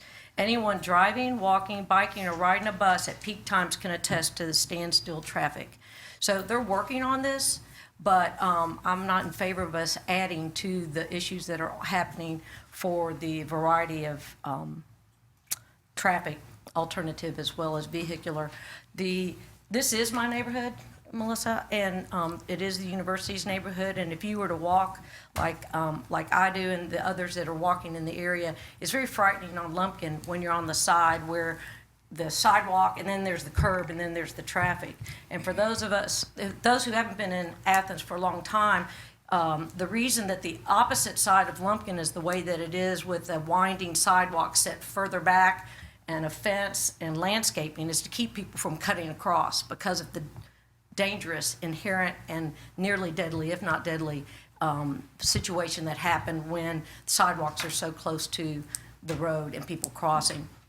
At the bottom of the hill at Baxter, where you either go to Legion Pool parking lot or Tate Center parking lot, has been listed the most dangerous pedestrian cyclist intersection in the state. And that was where it ranked so high on our list of things to do to improve that. And we've made improvements, but I don't think it's changed that status. And so now this traffic pattern that Commissioner Bailey was describing is having people go there to turn around and come back. So I just want to try to get that visual in everybody's mind because that's a huge issue. I think it was way too generous for our Traffic and Public Works to grant this idea of the island in there to shorten a left turning lane, because I can't think of a left turning lane on campus or around campus that's long enough as it is, but much less to shorten it. I also agree with staff that denied it and for the reasons that they have denied it. And I have no interest in sending it back to the Planning Commission because they approved this. And I would like to make a substitute motion to deny both, both ordinances. What's that you read? You would have to make a motion to deny the amendment to the future land use plan first, and then you would make a motion. But since there's a motion on the floor, I'm making a substitute motion to deny the change to the future land use map. I make a motion that we deny that. I'll second that. Mr. Hamby, Herod. Thank you, Madam Mayor. There are several issues that the university has with this particular proposal, some of which are really the university's concern. So obviously they have a concern about this being a private dorm, and frankly, that's not my concern. That's really their issue. My concern is the pedestrian safety and the stacking of traffic that will occur on Lumpkin if we approve this. And I just brought up Google Maps right now, and around that intersection between University Court, South Lumpkin, and Cedar Street, and it's 7:29 p.m., there is a bunch of red on this map right now. And that is at a time when this is not the heavily trafficked part of the day. So for me, the issue is really the issue of safety and what will that mean for congestion going through there. This is a heavily trafficked road, and I just don't see, to me, the right in, right out is the killer. I don't understand how we could have such a huge development in that location with a right in, right out, and with the barrier the median barrier that's being talked about. And I don't really see what sending it back to the planning commission is going to do. If anything, it needs to be withdrawn, and I think the process needs to start over. And I think both the university and the petitioner need to sit down and figure out something that is of benefit to both of them. I don't really see how sending it back to the planning commission is going to achieve anything that's really significantly different from what we have in here. It might tinker around the edges a little bit, but it's not going to fundamentally redesign the project, which is what needs to happen. Thank you, Mr. Terry. I'd like to ask the attorney another question. Bill, if we deny the change to the future development map, do we even consider the PD? We've always gone ahead as a matter of routine, and if you deny the future development map, you then deny the proposed rezoning. Right, so if we deny the proposed zoning, then the clock starts ticking that they can't do anything for a year? Correct. So, here I'm going. Do they want to ask us to withdraw it? And if they don't, then I think it's clear what's going to happen.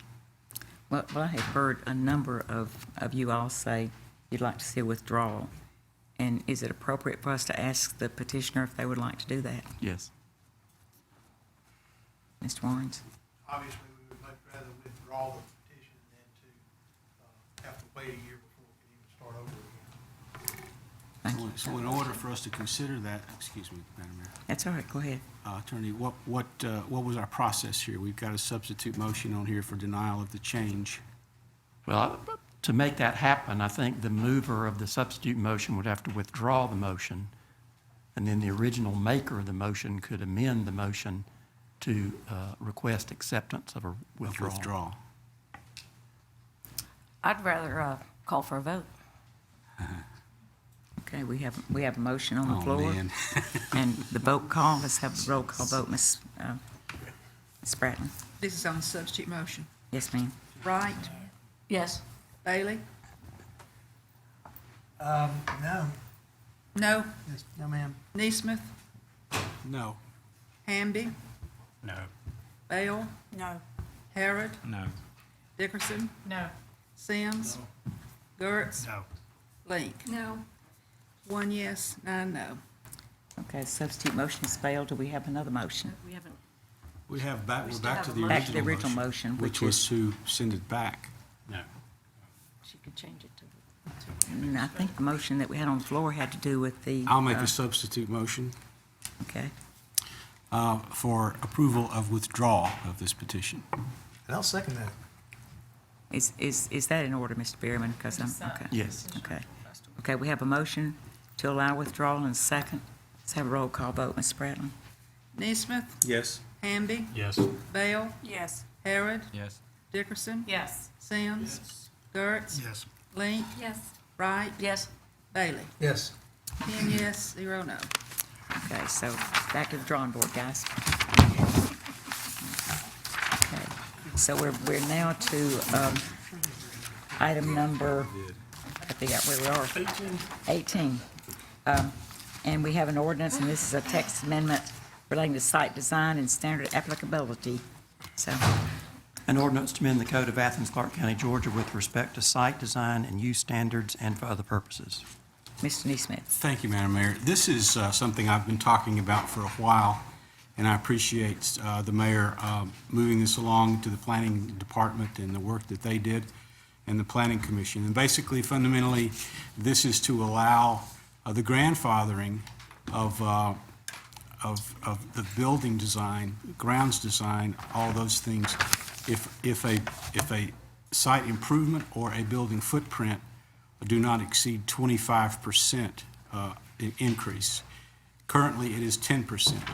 Also, this is for particular corridors, and maybe Brad, you could help me define what those corridors are. It doesn't imply to things like Prince Avenue.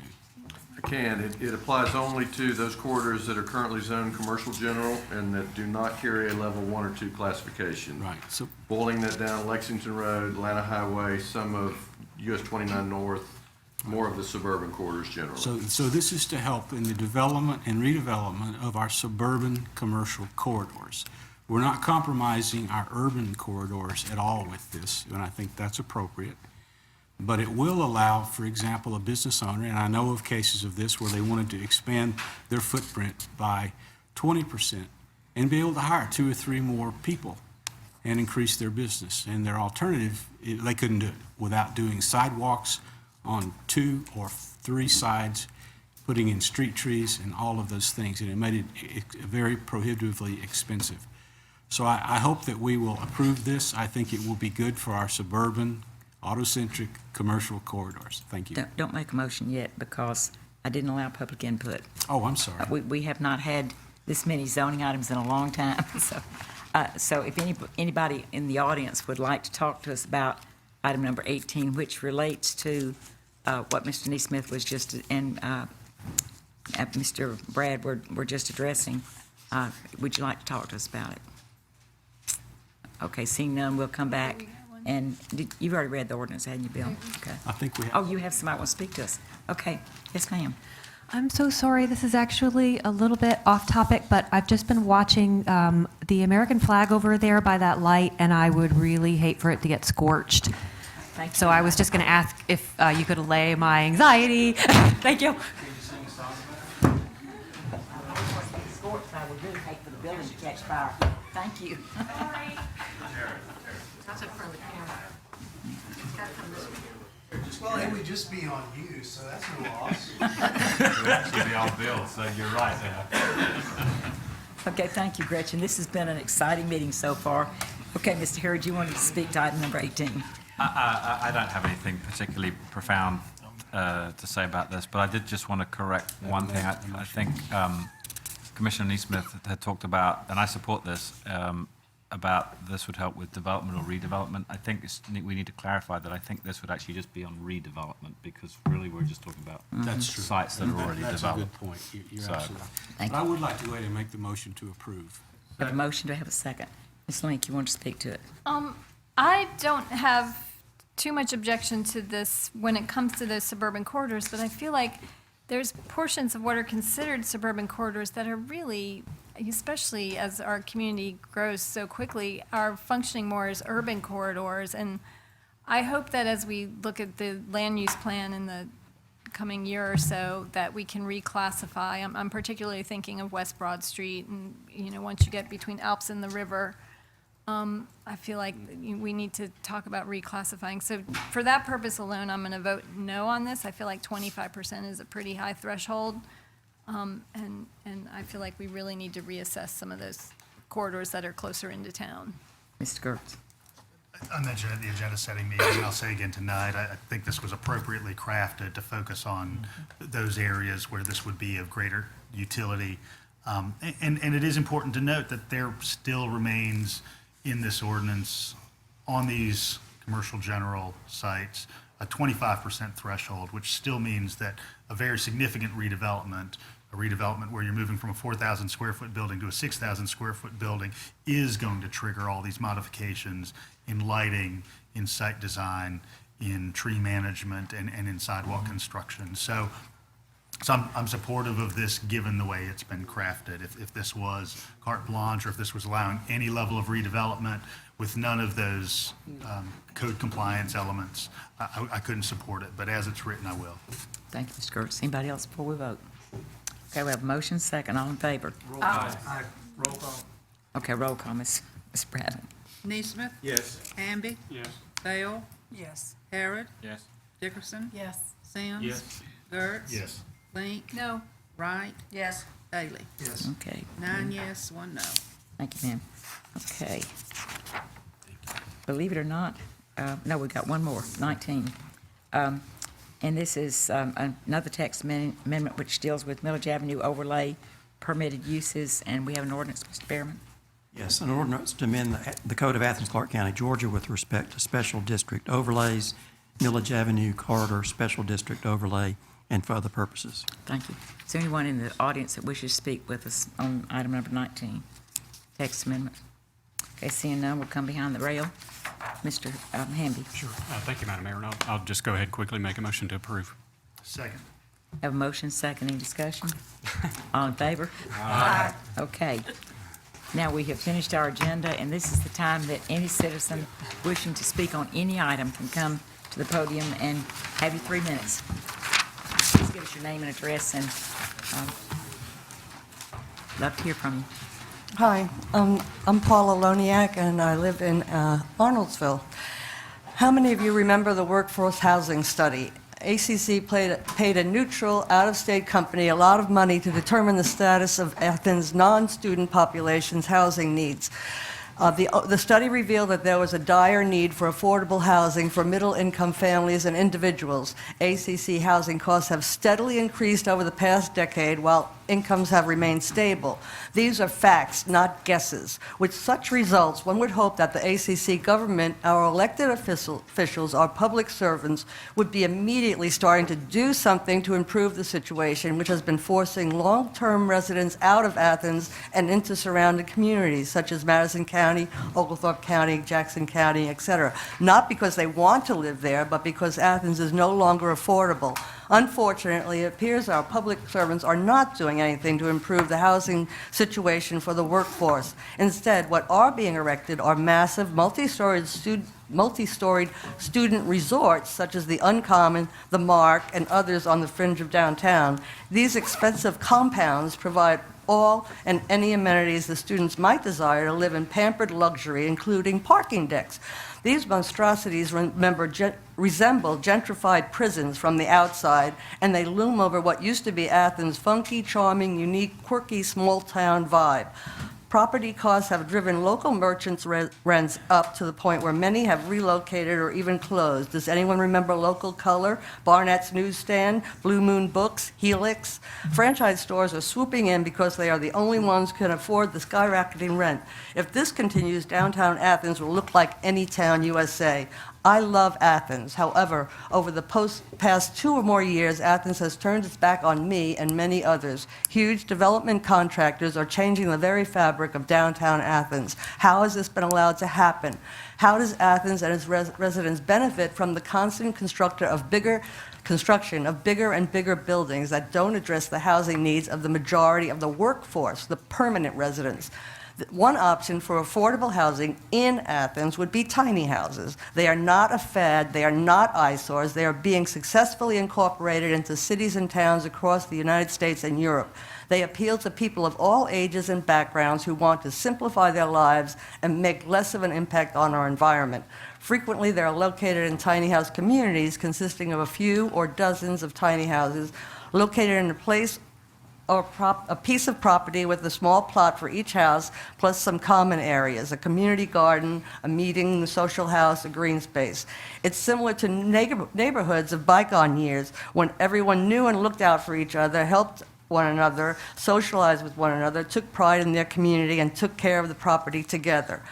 I love parks. Most people do. But when a park is being planned on acreage that might have been used for some affordable housing, such as a Tallahassee Road, I've got to side with affordable housing. Otherwise, there won't be enough residents to go to the park since they'll be living 20 miles away. There are all kinds of available property for sale in Athens-Clarke County that could be developed into tiny house community or another type of affordable housing development. There are properties with anywhere from 2 to 60 acres on Tallahassee Road, Lexington Road, Beaver Dam Road, and many others, where there have been for sale signs on them for years. Wouldn't it be possible for the owners to develop it into a tiny house community? Is there some reason why the owners would rather have the property just sit there rather than develop into something more profitable? Bottom line, Athens is being ruined by the unchecked runaway growth that has occurred over the past 3 to 5 years. The workforce is being ignored despite the proof that they're struggling to make ends meet. What the hell happened when we weren't looking? I want my Athens back. I want to be able to afford to live in Athens. Let's have a town hall meeting about where Athens development is heading. The meeting would, of course, be open to the public, but the meeting date and time have to be announced well in advance, and the meeting should be at a time when most people could attend, not at 3:30 on a Thursday afternoon. Public meetings affecting the public should be announced more effectively. Thank you. Thank you, Dr. Leoniak. My name is Jamie Boswell. I own property at 285, 287 Millage Circle in Athens, Georgia.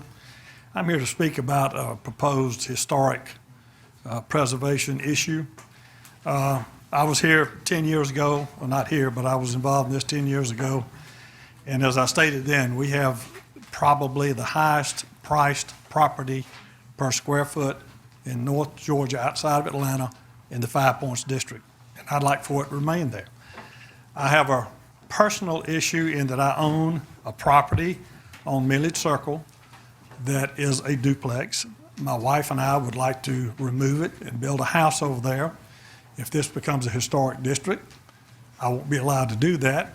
As a duplex, the property is worth about $150,000. As a lot, it's worth a minimum of $350,000.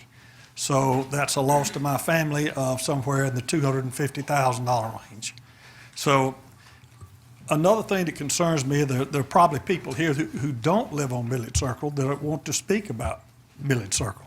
I mean, I would like for it to be, for them to, everybody to let them know that if they live there or if they don't. It would be, I used to live in Green Acres, now I live in Homewood Hills. I'm sure the people in Green Acres would not care what I thought about how their home is situated on the lot. We have height restrictions, we have setbacks, and we have zoning restrictions on the properties. I don't want anybody telling me what to do with my property. I don't want to tell anybody what they do with theirs. What is going on Millage Circle is benefiting the people that live there financially. Now, if anybody wants to keep their own property in a historic district, that's fine with me. Just don't put mine in it. I'm always concerned about private property rights, and there's a thing called it's the inverse condemnation, where you take property and you take value and you don't have to pay for it. And that's what would happen to my property. It would be like someone running a gas line through your property and saying, we're not going to pay you for diminishing the value of your property. But I would like for everyone who lives on Millage Circle, and if anyone wants to get in historic district, I am fine with it. I don't have a problem. But don't force me into something that's going to be very costly to myself and my family. Thank you. Thank you, Mr. Boswell.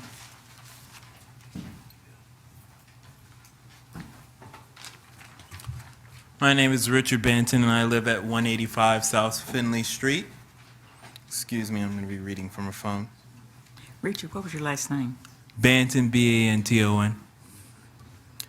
I'm at Cafe Istanbul, right next to Jersey's. I watched a black guy get rejected from Jersey's and come next door. I asked him, why didn't he go to Jersey's? And he said it was because he was wearing high-top basketball shoes. Then I saw they let white people in wearing basketball shoes. I went next door and they said their dress code is posted on their website. Then I pulled up my phone and I searched the website and it doesn't exist. I asked them how to find their website and they said they weren't legally obligated to post their dress code. This should be public and never should happen. Sorry for texting so late. My face is not new and neither have the issues I've been discussing with this commission. This example or this complaint that was submitted to us is something that happened this year. When we passed the ordinance in November, that was a minor accomplishment, but it shouldn't end there. And what we're fighting for is fundamental transformation in how people experience downtown. So this is just the beginning of a gentle reminder about the work we have to do in the Citizens Committee that needs to be here to do that. Thank you, Mr. Banton. Good evening. My name is Erin Stacer. I live at 125 Child Street. I am speaking as a member of Athens Anti-Discrimination Movement, and I am also going to read one of the accounts that was sent to us. They let me into the bar, and when I went to the bathroom, the manager and an unknown man were blocking the way for me to leave. The man was yelling that all the females need to leave the restroom so his girlfriend could use it. So I'm trying to leave, and he's blocking the door, and I stepped on his foot. And he punched me in the face, and it scratched my eyeball. So I tried to defend myself against this man who's trying to come into the women's bathroom. And then I got carried out by bar security to the police. I got locked up, and the guy who hit me got to walk away. The girl who was standing by the restroom came out to speak with the police. She was the manager of the bar. She stated that I got aggressive when I was told to leave, and that I just hit her and the bartenders. I feel that I was racially discriminated against because of my skin color. I have a pending case right now, and I would like to know if you have any legal representative who will be willing to review my case. I would also like to know if there is any law against the police not providing me any medical treatment while I was locked up.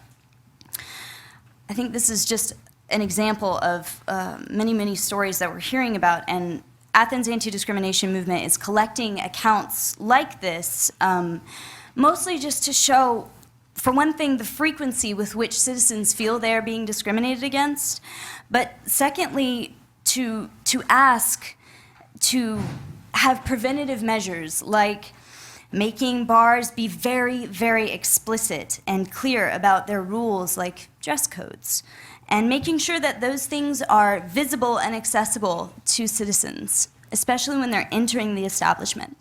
Thank you. Thank you, Ms. Stacer. Hello, Mayor and Commission. My name is Mocha Jasmine Johnson. Hold on a minute. I'm going to read this from my phone as well. I'm here today. I live at 651 Lakeland Way, Athens, Georgia, 30607.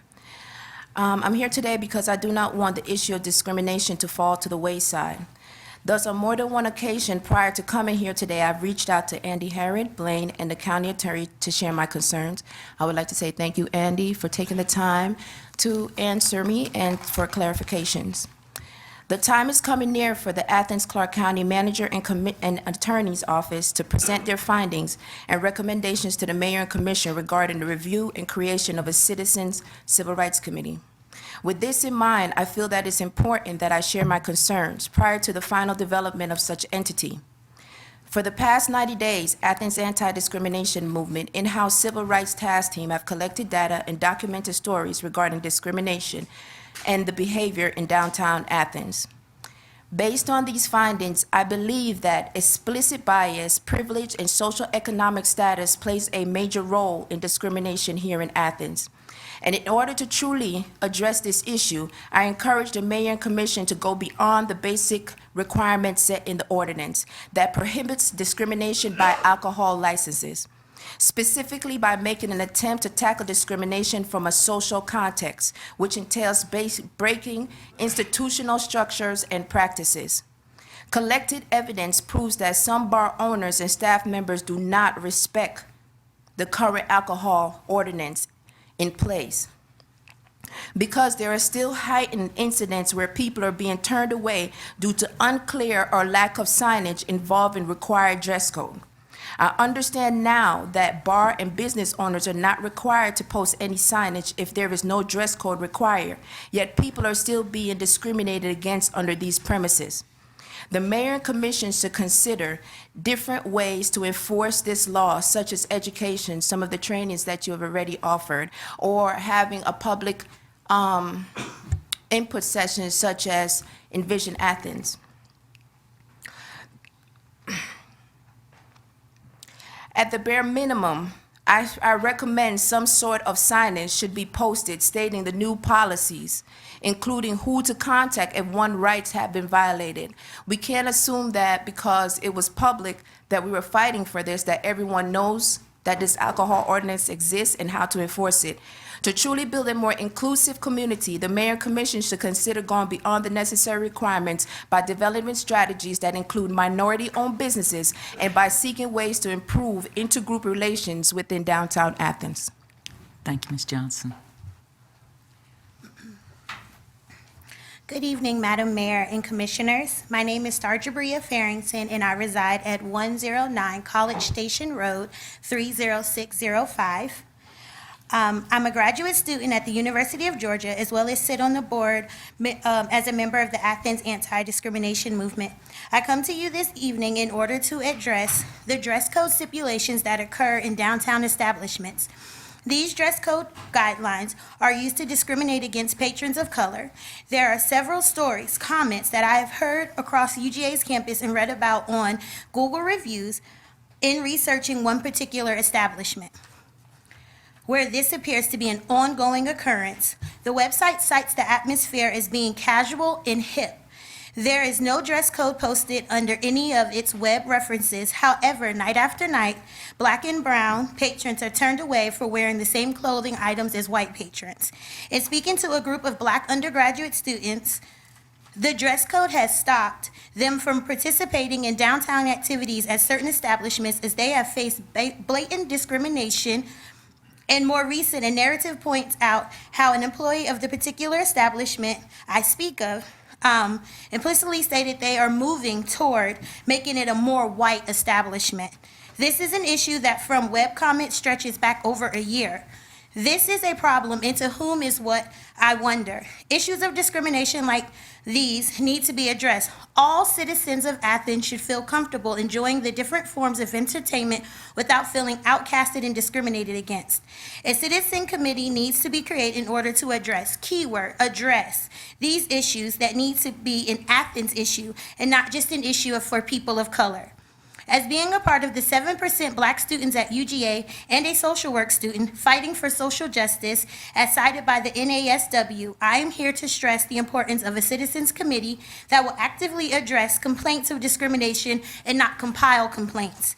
The citizens of Athens need to feel welcomed and safe, no matter their race, gender, sexual orientation, religion, or age. Thank you.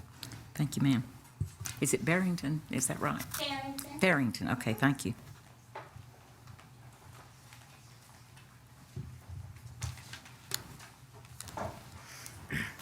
Good evening. My name is Gretchen Elsner. I get my mail at Box 562. Through my work at the Classic Center, I became aware of the proposed $6 million request to build an arena. Absolutely not. That $6 million should be spent to cover the roof and solar panels. That amount could put nearly 100 megawatts on that roof, and all the power should be sold back to the grid through the READY program at 8 cents a kilowatt hour. I was reading the newspaper. I love you, Jim Thompson. I hope you enjoy your retirement. I was reading the newspaper and learned through the grand jury report that the Bear Creek Reservoir facility would be a great site for solar to run the facility and also for grid-tied distribution since there are high-voltage transmission lines adjacent to the facility. It could be a great community solar project between Athens-Clarke County, Oconee, Jackson, and Barrow counties. So I asked that our representatives to the Upper Oconee Water Basin Authority pursue such a venture. Also, through the work of the grand jury, I learned of the upcoming solar infrastructure investment at the Cedar Creek Water Treatment Plant. Thank you so much, Madam Mayor, and all of you commissioners, and Mr. Williams, and everybody at the Environmental Coordinator's office and at the Public Utilities office. Thank you so much. I learned further through the grand jury's work that the #1 cause of a water system's failure is power failure. This municipal investment is all the more prescient given the threats described to me in Washington, D.C. this past weekend by a 20-year EPA veteran official recently out of a job who explained to me tearfully and succinctly that with the funding and attention that is being cut that could address climate change and federal emergency response, the first impact will be as larger storms with greater water volume destroy our communities, such as we are currently seeing in the Midwest.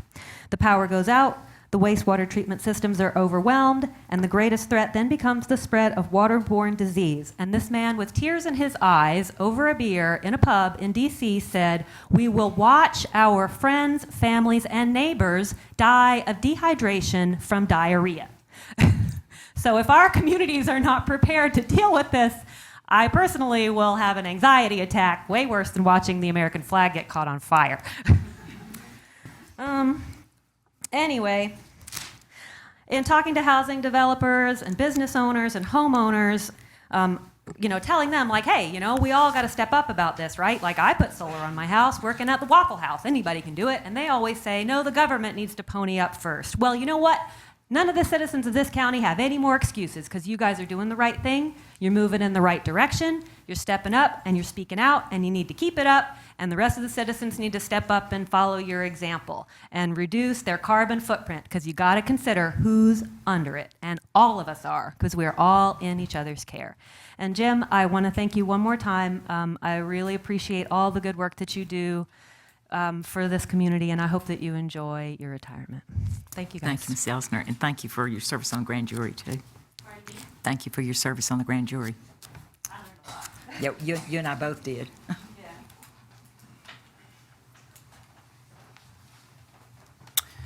Good evening, Mayor Denson and Commissioners. My name is Claudio Sant. I live at 403 Millage Circle. And I am here today to present a petition, there's one copy for each of you, on behalf of residents in the Millage Circle neighborhood to create to call for a one-year moratorium on demolitions and to create a local historic district. The homeowners of 51 out of 87 homes in the proposed district, or 59%, have signed this petition. So I think there's been long concern about the pace of demolitions in our neighborhood, and we were finally prompted to take action when we saw that a permit had been requested to demolish the house at 398 Millage Circle. This house was built in 1920. It is beautifully restored. It is in almost perfect condition, and it is on the National Register. It is a jewel in our neighborhood. So we began canvassing the neighborhood many times over. We held a very well-attended public meeting in the Athens-Clarke County Library.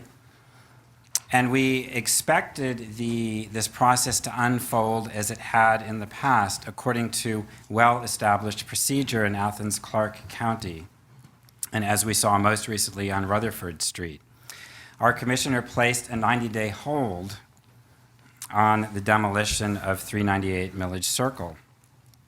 But 1 or 2 days after our public meeting, in which it was evident that we had widespread support, and in fact, we have support from one end of Millage Circle to the other, and support across the political spectrum.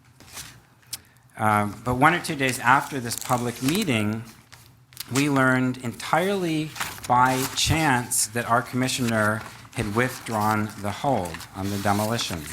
And again, we learned about this by chance. There was no public notice, and still to this day, no public explanation. So 398 Millage Circle now, if the owners desire to demolish it, it is lost to us. And that is on us. We are now responsible for the loss of this historic property, part of our heritage and part of our history. This can never be recovered. So I think time is of the essence here. There are a number of properties that are for sale right now. Any one of those could be demolished. We respectfully request that you act as soon as possible on this petition and that you respect the will of the majority of the stakeholders in this neighborhood. Thank you. Thank you, Mr. Sant. Hi there. My name is Abigail West. I live at 149 Morton Avenue. And I wanted to first commend all the work of the people at the Athens-Clarke County Recycling Division. If everybody hasn't seen their recent campaign about keeping film, food, and foam out of the single-stream recycling, you should definitely check it out. These are available out in the lobby, and you can also find the information in some really cute videos online. And I'd encourage you to share that with people because they are the major contaminants. And according to this article, they make up about 21% of the waste stream in Georgia, and they cause some major problems, which can do really expensive damage to the recycling facilities. And so while it's great that this information is getting out there and these people are doing wonderful work, it's still undeniable that these contaminants, particularly plastic film, and we all know plastic bags, are still making their way into the single stream recycling and causing taxpayers a lot of expense. And so, but then the plastic film that doesn't go to make it into the recycling facility, most of it, the fact of the matter is most of it is ending up either in the landfill or in the environment. And while the landfill is certainly better than the environment, even though that's also filling up pretty quickly, we can't ignore the consequences of the plastic going into the environment and contaminating our water stream. And water is definitely the lifeblood of this community. It's important to everyone, and we must think about the fact that that it's an issue that affects everyone. It's not just my problem. It's not just the people in this room's problem. It's a community-wide. It's a community-wide problem. It's a problem for everyone in the world. Clearly, it matters to the people in Athens-Clarke County that we do something to stop this contamination. There's people who are working to make things published like this, people doing wonderful work, but it's time for us to take the next step together to refuse single-use plastics. We simply have to stop the habit. It's just a habit, and we can say no. We can ban single-use plastic bags in this community. Like Gretchen said a minute ago, we're all in each other's care, and this is one way that we can say that we care about each other and we care about the environment. Thank you. Thank you, Ms. West. Do you get these to hand out? Yeah. Oh, okay, great. That'd be great. Thanks. Hey, good evening, y'all. My name is Bob Gadd. I live at 134 Milton Road in Winterville. Excuse me. I'm here tonight to give you an understanding what it's like to be a paramedic, which may explain why response times, EMS response times, are still an important issue, and may explain why you've been flooded with emails, phone calls, and even more emails. In the 1970s, EMTs provided basic first aid to the sick and injured. Fast forward to today, where the profession has evolved, where the paramedic is an extension of the emergency room, working with ER physicians that provide protocols and standing orders for treatments in the field. The easiest way for me to explain this is to list the various treatments we provide and some of the patients that we encounter. If your heart is beating too fast, like mine might be right now, we can slow it down. If your heart is beating too slow, we can speed it up. If your heart isn't beating at all, we can hopefully get it going again. And if your heart's shaking like a bowl of Jell-O, we can fix that too. If you're having severe shortness of breath from COPD, asthma, pneumonia, a bee sting reaction, croup, congestive heart failure, we can medicate and treat those conditions. And if you're not breathing at all, we can place a tube in your trachea and breathe for you. If you're having a heart attack, we can obtain a 12-lead EKG to determine which part of your heart is affected and treat accordingly, and send that 12-lead to the ER where they can alert the cath lab to be expecting us, saving valuable time bypassing the ER. This is where you've heard the phrase, time is muscle, not time is money. Getting to the scene is as important as getting to the hospital. We know helicopters are expensive, but sometimes we use those to save lives by flying pediatric patients that are severely injured or sick, burns, and certain kinds of strokes. And just yesterday, I think they did a story on this new stroke treatment they're doing. It was on NPR yesterday morning. That was interesting, if y'all heard that. Also, we can stop a seizure, reverse a narcotic overdose, sedate a meth addict, and bring an unconscious diabetic patient back to normal. We can correct your blood pressure if it's too high or too low.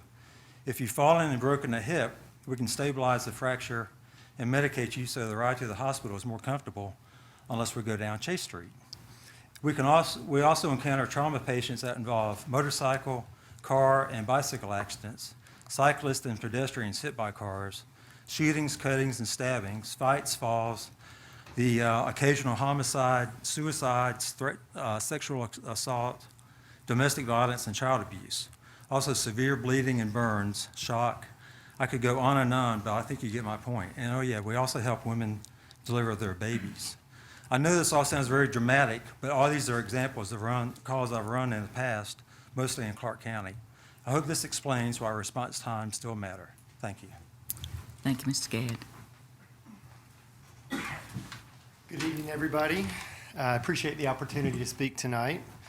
My name is Sam Raffle. I live at 230 Spalding Circle in Athens, Georgia. I have no doubt that some of you are getting tired of hearing me talk about EMS response times, but how bad could it be since you only have to listen to me about 3 minutes a month?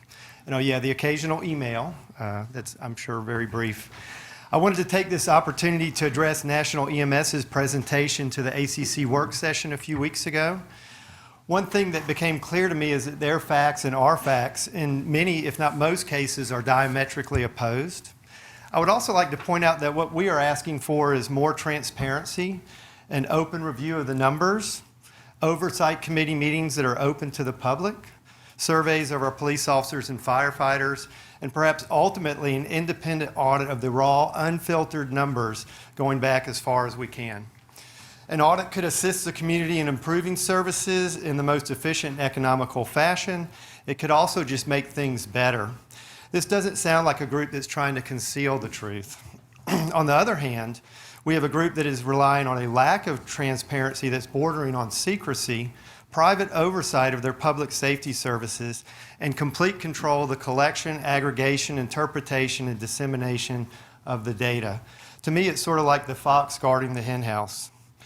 On another note, in the spring of 2012, I specifically made 2 requests of National EMS and the Oversight Committee.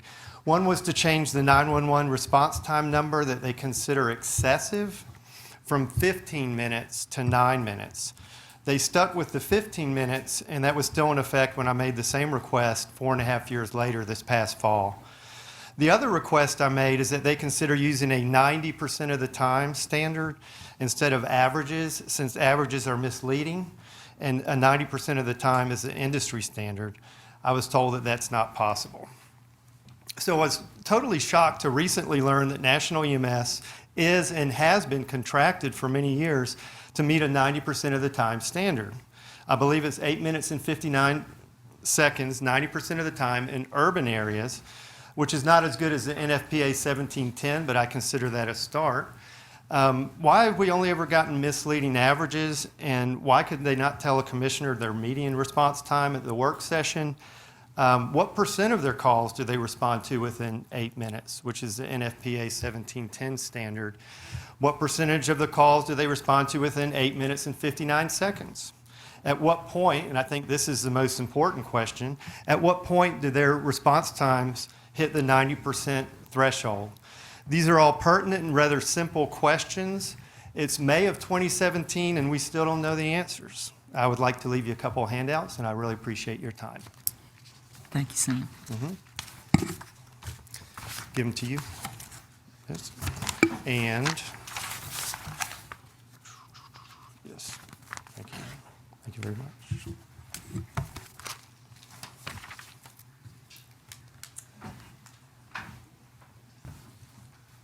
Good evening, Madam Mayor. My name is Michael Smith. I live at 147 First Street. My family owns property at 147 Bryan Street. And I didn't know the anti-discrimination movement was going to be here until about a week ago, but I'm glad they're here because there's some relevant points I want to make about what's going on Bryan Street. I'm going to cut to the chase here, and I'd like a discussion over the next 2 or 3 months to consider overlay zone or some other action in the Bryan Street neighborhood, which is the home of Southern Mill and the new expansion of the local craft brewery, and the neighborhood setting that called Happy Top. I believe that we need to find out a way to remove the zoning by right in the neighborhood of a hotel and also a parking structure. I think that what's called a permitted use is a burden on the neighborhood right now, and it will continue to be a burden on the neighborhood. The idea is for that neighborhood to be a job-creating neighborhood, not only in the neighborhood, but perhaps the industrial corridors and the blighted opportunity zones across Athens. And so there's an idea there, an idea for a startup village, which are just small mill houses. 700 square feet, you can have 2,500 square foot land parcels. Perhaps one concentrating on industrial redevelopment with sustainable industry here in Athens. Also, perhaps another little 700 square foot building concentrating on hyper-local downtown building owner-operated acquisitions. There's an idea out there for a first responder mill house that addresses policies, systems, materials, and innovations that can benefit not only our community and other communities. So I want to stop right there and also advocate that we ought to consider one of those mill buildings to be a public history building. And it looks like my yellow light is going on, but there's some significant history in Happy Top concerning the anti-discrimination movement today. And so, but there's public histories throughout that, not only talking about anti-discrimination, but also many of the great people that have made Athens what it is today. So I'm not looking for details or action soon, but I would like for us to think about removing these permitted uses that will probably one day hurt our neighborhood. Thank you so much. All right. Thank you, Michael. Mayor and Commission, glad to be before you again. Tim Denson, 290 Midway Road, and speaking on behalf of Athens for Everyone here. So in October 2015, got to come before all of y'all, with a number of other people from Athens for Everyone, and to bring up the issue of living wages for part-time county workers.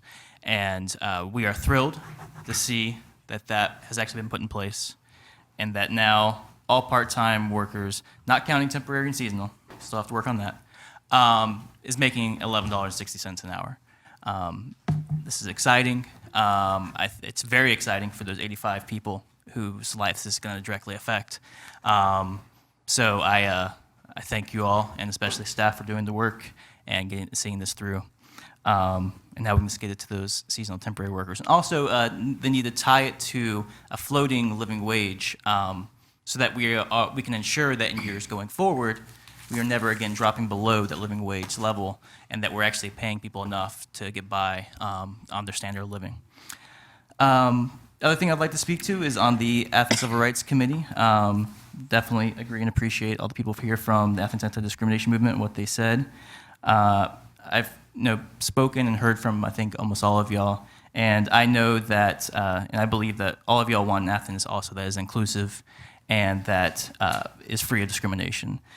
And that is what I want, Athens Everyone wants, and all those people here who have been speaking tonight. And I'm hoping that we can see that moving forward when staff brings their proposal forward. I was happy to see that in Mayor Denson, your proposed budget, $50,000 put aside for an inclusion process. I can only hope that part of that process will be the creation of a Civil Rights Committee or Human Relations Commission, so that we can actually get on this work and actually have the community and citizens involved in that process. And then I'd like to finish that by just seconding what Gretchen said. Jim Thompson, I've enjoyed sitting in this room with you literally dozens of times, and the work that you've done goes far and beyond probably what you realize, and we really appreciate you.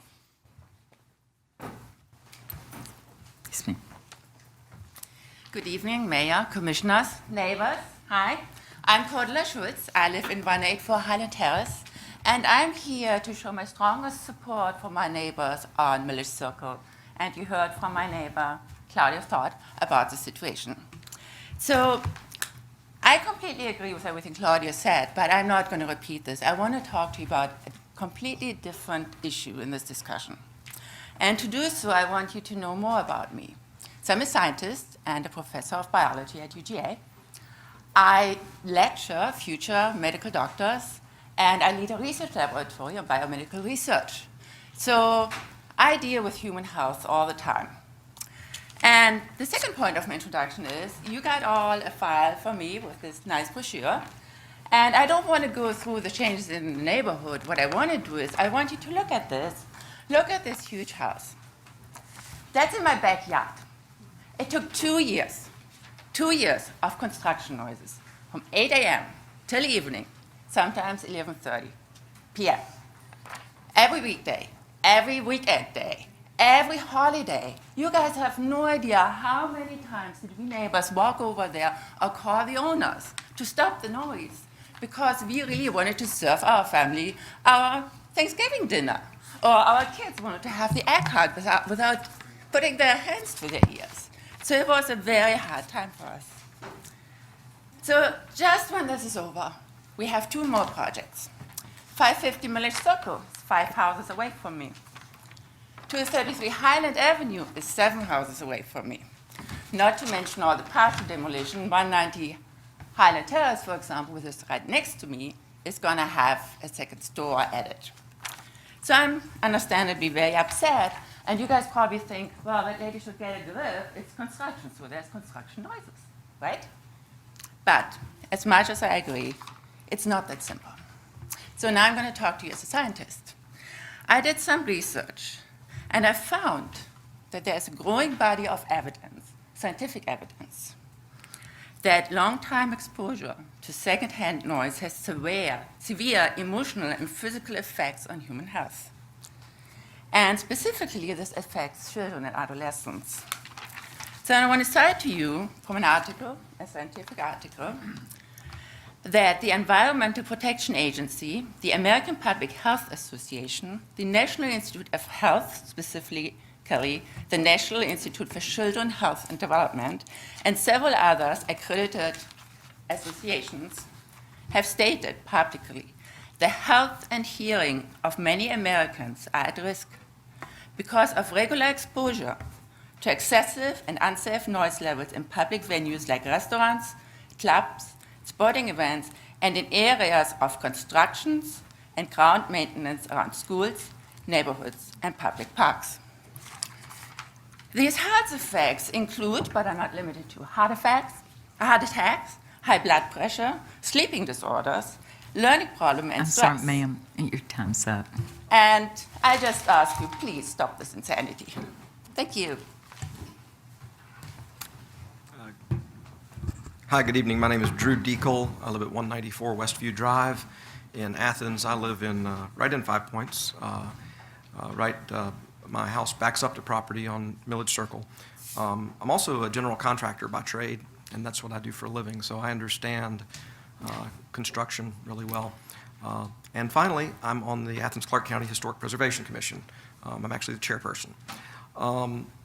About a couple of months ago, it came to our attention at the HPC that a demolition permit had been made for 338 Millage Circle. I was asked by the HPC to specifically contact the homeowner, who I actually had a very pleasant conversation with, and I was also asked to contact our commissioner. And the commissioner returned one phone call of mine, but more or less refused to meet with me. And she did do a 90-day moratorium, which the purpose of this moratorium is so the neighborhood can understand what's been proposed for demolition, and so that the community can rally around this potential savior of a house or not saving it or do something. And so our community, our 5 Points community, did indeed have a meeting at the library, a very well-attended meeting, and then we had subsequent meetings in people's homes, and 50, 60 neighbors have signed a petition asking for a one-year moratorium so that we can create a Millage Avenue Historic District, which is what our neighborhood very, very badly needs. We were all absolutely shocked when Ms. Bell lifted that moratorium. I think it's a betrayal of trust. I think it was an egregious act, and there are many, many more people that would like to speak to this effect. I would very much urge that you support the petition for the one-year moratorium. I also want to maybe make a quick mention. Mr. Boswell, who's a friend of mine, mentioned earlier that he might not be able, he had this problem with a duplex. Well, that could easily in a historic district be categorized as non-conforming. There's lots of things that we approve as an HPC. Matter of fact, we approve 90-something% of what comes before us. We even occasionally approve demolitions. So I want to urge your support of the one-year moratorium, and would also urge your support for a future district that hopefully will be coming up. As a final note, I also think that our community needs a stronger tree district, a tree ordinance. I hate the fact that a great Jerusalem cedar may be destroyed in this process. So we need protection of our tree canopy, sort of like Atlanta does. We have a great arborist program in Atlanta. When I work in Atlanta sometimes too. I want to thank all of you for the job you're doing and appreciate your time. Thanks. Thank you, Mr. Deacon. Sure. Hi, my name is Kim Klinowski, and I live at 125 Wilcox Street. I just want to tell you I live in a historic district. I live in the Bloomfield Historic District, and I'm in 5 Points, although not necessarily in the area that's being discussed for the local historic district.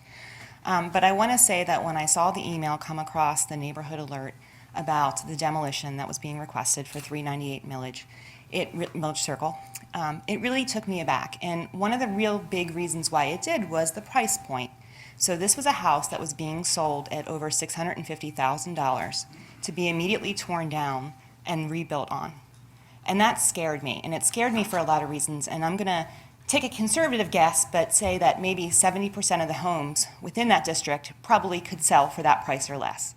So that led me to believe that there's a market out there for someone to come in and tear down a large portion of the homes in this particular district. It concerns me because of the fact that that could change the landscape and the way the community looks. And I don't think that we need to look much further than Prince Avenue to realize that you can completely change a historic look of an area. And I really don't want to see that happen to my surrounding community. It disturbs me in some ways that I understand property rights and people want to do what they want on their property, but as someone who owns a historic home, I realize there are limitations and you can get around a lot of those. I've had very good experiences with dealing with the HPC, and I love my community, and I think that's why a lot of people want to move into 5 Points, because it's a great community. But I worry about the trickle-down effect. So what will happen if this house gets torn down and then the next house gets torn down? And the people, I worry about the sense of community of those people who are coming in. What attracted them to the community? Because one of the things that I really enjoy about 5 Points is we have a very strong support of our local businesses and our schools. And if one were to come into a community and not embrace that in terms of the historic home and the community itself, what's going to happen to our schools? Are we going to lose community support of our schools?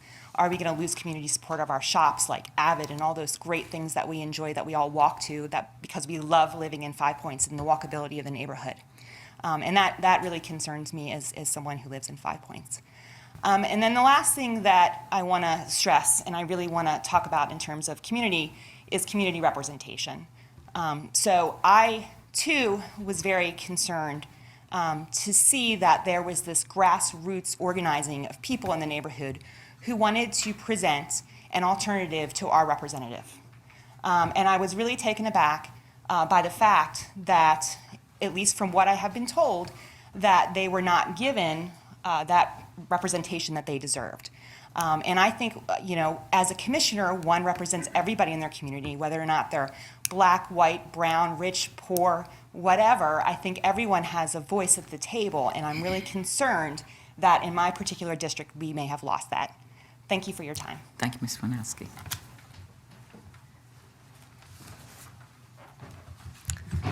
Kristen Morales, 338 Satula Avenue. I would also like to speak to an issue concerning the 90-day demolition delay at 398 Millage Circle that was revoked by Commissioner Bell. I don't live in 5 Points, but I am a resident of one of our kind of more recent local historic districts, which I know is a goal of many of the residents along this street. Aside from the demolition of a historic property, something I'm shocked that anyone who calls themselves a native of Athens would even consider. The issue that bothers me most is that a commissioner would use her power to the benefit of a friend or even an acquaintance. The purpose of a 90-day demolition hold is to allow time to explore options for the property.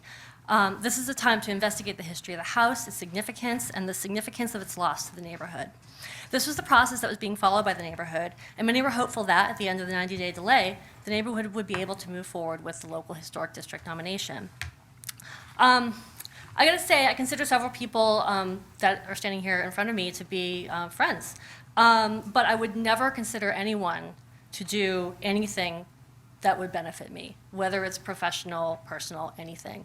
As a woman, the idea of this good old boy network is bad enough, but to see it perpetuated by another woman is kind of like being stabbed in the back. So don't get me started on the new owners of the house in question. I don't care how deep your Athens roots are. if you have no problem tearing apart its history, it's baffling. To say that you can tear down the house is perfectly legal is crazy, because there's a difference between what is legal and what is right, and these actions are shameful. As someone who fought for my own historic neighborhood, I like to say that these are worth fighting for.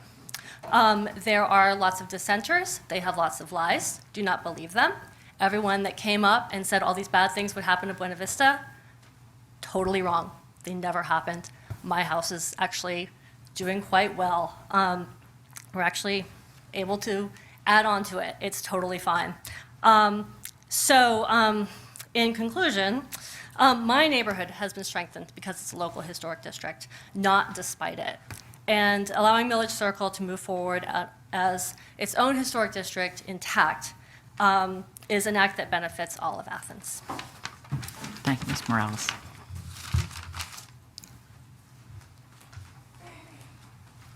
Good evening, everyone. My name is Amy Cassane, and I reside at 526 Highland Avenue. I'm the Executive Director for the Athens-Clarke Heritage Foundation, and I want to say a few things about the 398 Millage Circle.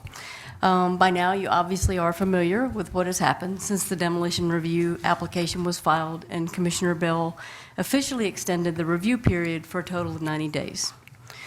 Since Commissioner Bell took that action, I and neighborhood residents led by Claudio Sant have spent a considerable amount of time working to save the house and take the first step toward protecting this historic neighborhood.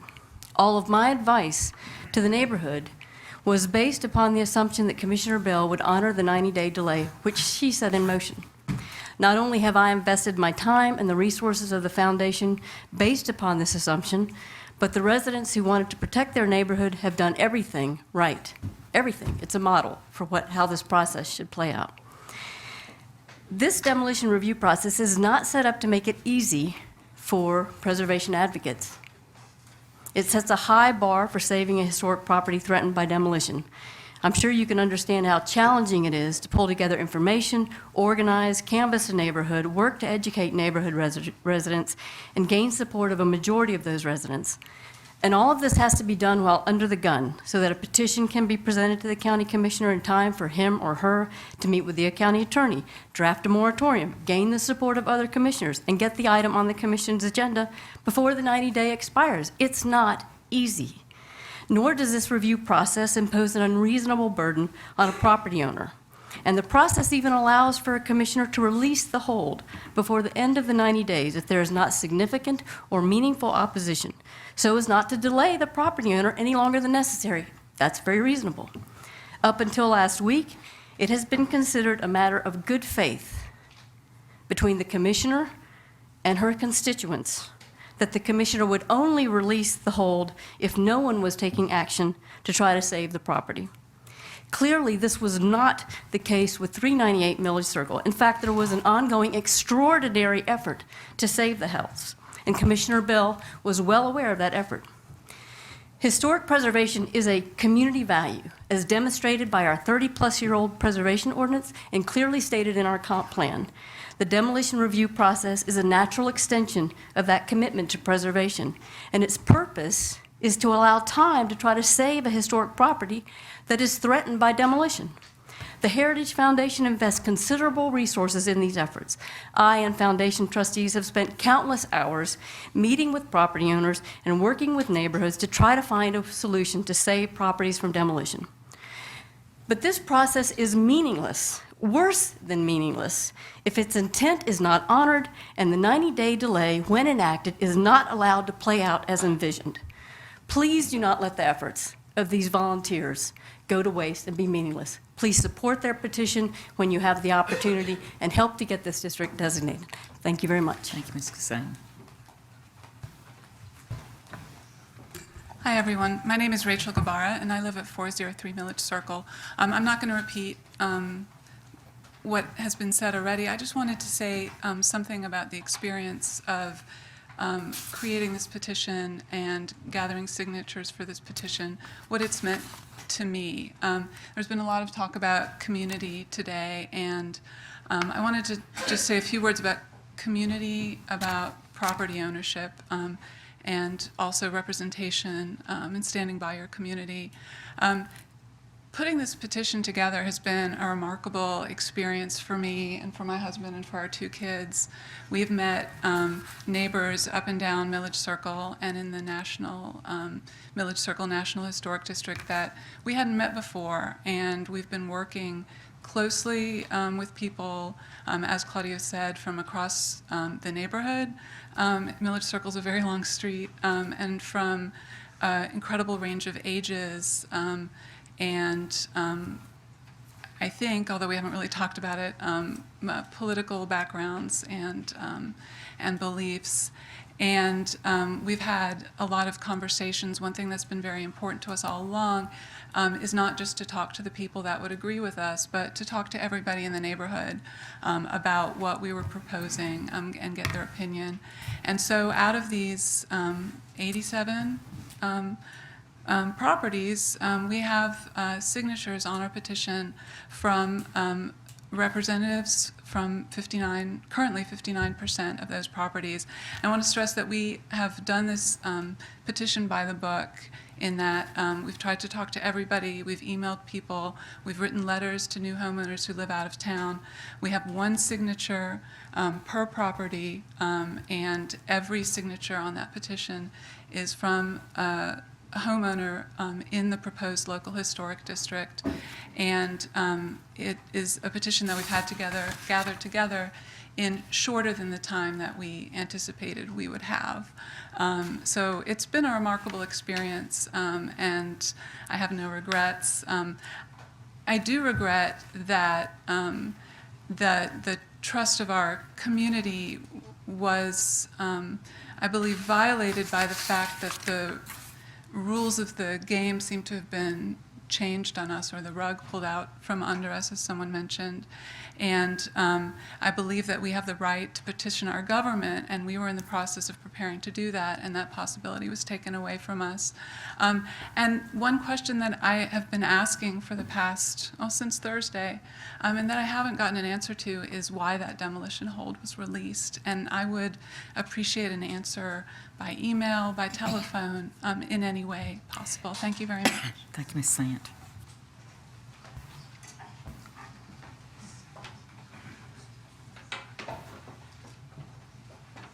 Good evening. My name's Melanie Wilson Daniel. I live at 662 Millage Circle. And private property rights, they're important, I think, to uphold. I don't think that right ought to be interfered with if it's at all possible. I think it's an integral part of being free, of having liberty.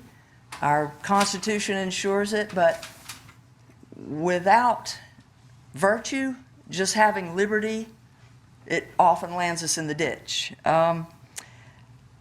Having said that, I'm here to lend my voice to join the chorus of neighbors around Millage Circle that are asking for the new owners of that home to be reasonable. It's even a little bit embarrassing to me to stand here and say, I want to ask you to do this thing with your property, but there it is, because if we continue in the way that we've been going in Athens, we're going to lose what Athens is. We've already lost the grand homes of the 1800s, all the way down Prince, the late 1800s, all the way down here to Lickskillet, and now we're starting on the 20s bungalows. It's not a great precedent that we've got, but I think we can stop. We can ask for people to be reasonable. There's no pitchforks here. I don't want fractured neighborhoods. I don't want fractured relationships over this, but there just seems a way for the owners to do what they want to do without scraping this beautiful house off the planet. It was on the National Register for historic homes when they bought it. It's hard for me to believe that you would buy a house like that with the intentions of bulldozing it, but apparently that may be the plan. We just don't know. Yes, you've got the right to do what you want to do with your property. Now, there are restrictions all over the place. You know, it's not just across the board, but you have the right, maybe, but should you That's the question. Should you do just anything? I don't want a layer house filled with chickens next to me if I can help it. I don't want, no offense to anyone, but a tattoo parlor next door if I can help it. My residents, we have restrictions on things like that. And it seems like the history here is just slipping away. As an Athenian, as a Southerner, that's worth conserving to me. We just don't seem to be learning, from the past. If we don't get a hold on this, we're going to be just any place, anywhere. We will have lost the reason we want to live in 5 Points, the reason we want to live in Athens. And if you just want what you want to be in 5 Points, but you want a North Oconee home, is there a way to get you that without scraping this house? Thank you, Ms. Daniel. Thank you.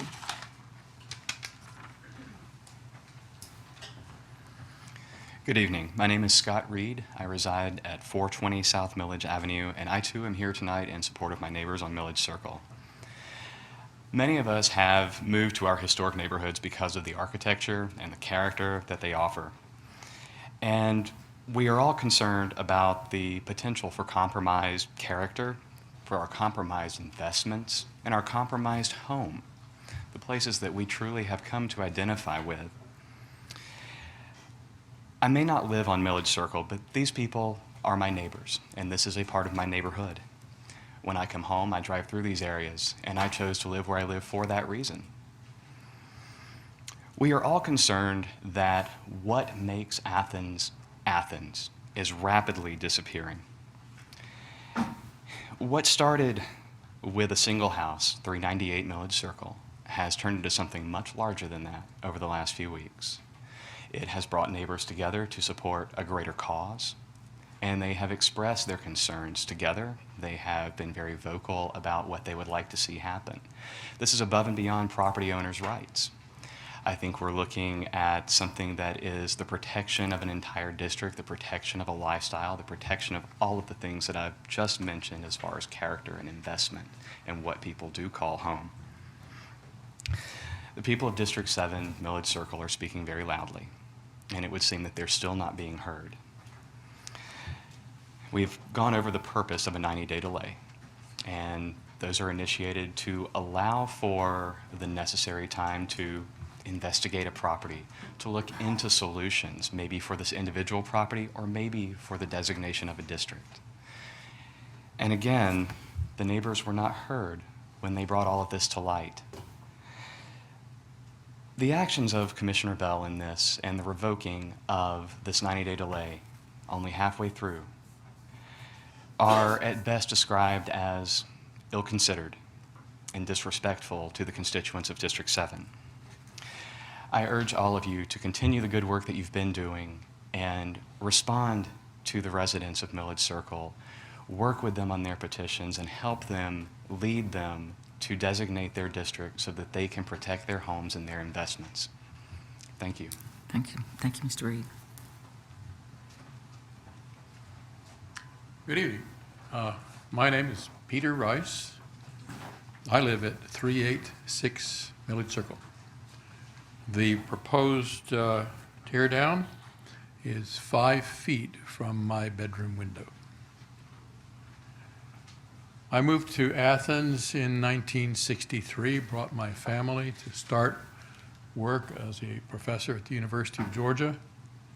I've lived in 5 Points all of those years, different houses. I've lived in Athens. This is my town. That's my neighborhood.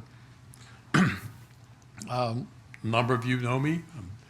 Harry Sims, as a matter of fact, taught some of my children. They're doing very well, by the way. Thank you.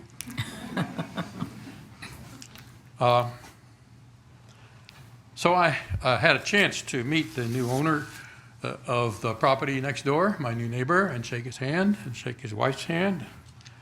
I asked him if he had an idea what he's going to put up there. He said no, he had no idea what he's going to do. Well, if he doesn't know, I guess I don't know either. So I can imagine that it would be like what happened at 300 Millage Circle, one of my earlier residences, which has been redone beautifully. I mean, it is a model of what you can do with an old house to make it modern. And it has the same old look on the outside and inside. It has been beautifully transformed into a wonderful residence. No problem at all. Since I lived there, I'm very proud of that. Or it could be like what happened to the neighbors of 647 McWhorter Drive, who suffered the indignity of being shut out of half of their neighborhood by a big white fence bordering a huge house. Which one of us is going to be? I have no idea. I'm not inclined to look for ill will where there is no evidence of some, but on the other hand, I have no evidence at all. So I feel, Commissioner Bell, that you've kind of betrayed me. I'm sorry. This is my neighborhood, and I feel lost. Thank you. Thank you, Mr. Rice.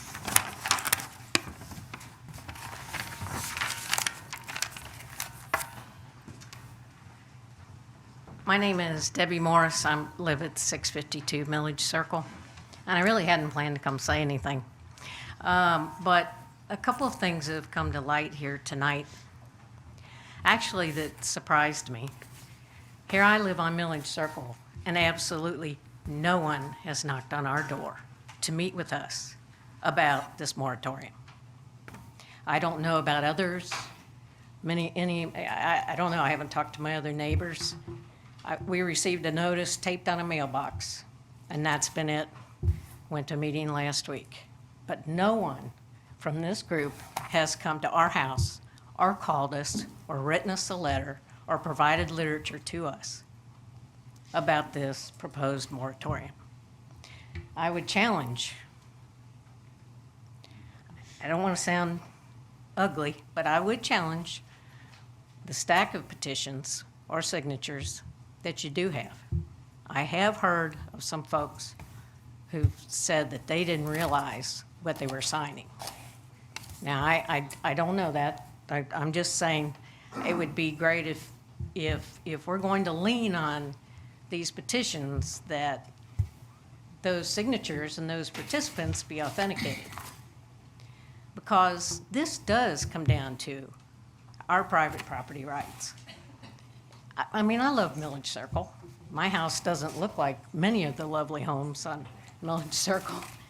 But I don't see how any of this conversation can come above something that's guaranteed to us by the Constitution. It's a fundamental right in this country. And although we have personal tastes and what we'd like to see happen to our neighborhood and our neighbors, I mean, the homes have been built within code. I mean, someone gave them a certificate of occupancy, and it's just to burden private property owners with moratoriums or requirements, regulations like this that could be a restriction on what my husband and I do with our property. Just, to me, it goes above and beyond what we want in beauty or aesthetics or something that would satisfy somebody on a committee who may not be on that committee 2 years from now. So that's all I have to say. I just wanted to be one, Melanie touched on it a little bit, but one who would really support trying to think about this in a more elevated fashion, besides preserving beauty, which I think is wonderful, but there's something that's going to have to stand the test of time, which is what's guaranteed to us as a private property owner. Thank you. Thank you, Ms. Morris. My name is Barbette Hauser, and I reside at 141 Westview Drive. And I'm very nervous. I wasn't planning on speaking. I have been a cheerleader for Athens through the years in different roles. One is a small business owner downtown, and I've lived almost all of my adult life in Five Points. And I see the neighborhood sometimes through the lens of people that don't live within it, and I think some people see it as a neighborhood of privilege. I know that I felt very fortunate when I could move into the neighborhood as a young mother with my husband. We got very lucky and were able to move into the neighborhood. And this is my third home there. I watched my second home be demolished a few years ago. Diane Bell signed off on that, and I wasn't happy about it. But it was a large home, and it was 2 blocks away from the district that we're talking about, or the area that we're talking about, and it was not historically significant. It was a 1930s home, and it was on a large lot on a street where houses were very varied, very eclectic, and lots were very generous. What a lot of people don't know is that this Millage Circle Historic District was part of almost like Athens' first planned suburb. It was tied into the development of the retail district in 5 Points, and the apartments there at the heart of 5 Points, and these homes going and continuing down Millage Circle to the home in question were all built around 1920. And I urge all of you to take that walk. Go up to 5 Points, grab a shake at the drugstore, or go to Condor and get some chocolate, go to some of the local shops, and then starting at the fire station, take that stroll down the fire station to 398, and you'll see that almost all of those homes have a charming feel, a feel that ties into our commercial district there, that will be lost once people start shooting them down. Other parts of the neighborhood, it's already happened, but this is a very extraordinary part of the neighborhood. And the story of that little house at 398 Millage Circle is a part of the story of the development of 5 Points. And even if you don't live in the neighborhood, it's an asset to our community. It brings tourists in. People come, and they're spellbound by this part of our little town. They love downtown, they love Prince Avenue, they love 5 Points. And once we start tearing down these little houses to build McMansions, that's lost, and it's an asset that will be irrevocably lost for all of us. So I just ask you to keep that in mind. And I guess that's all I have to say. Thank you, Ms. House.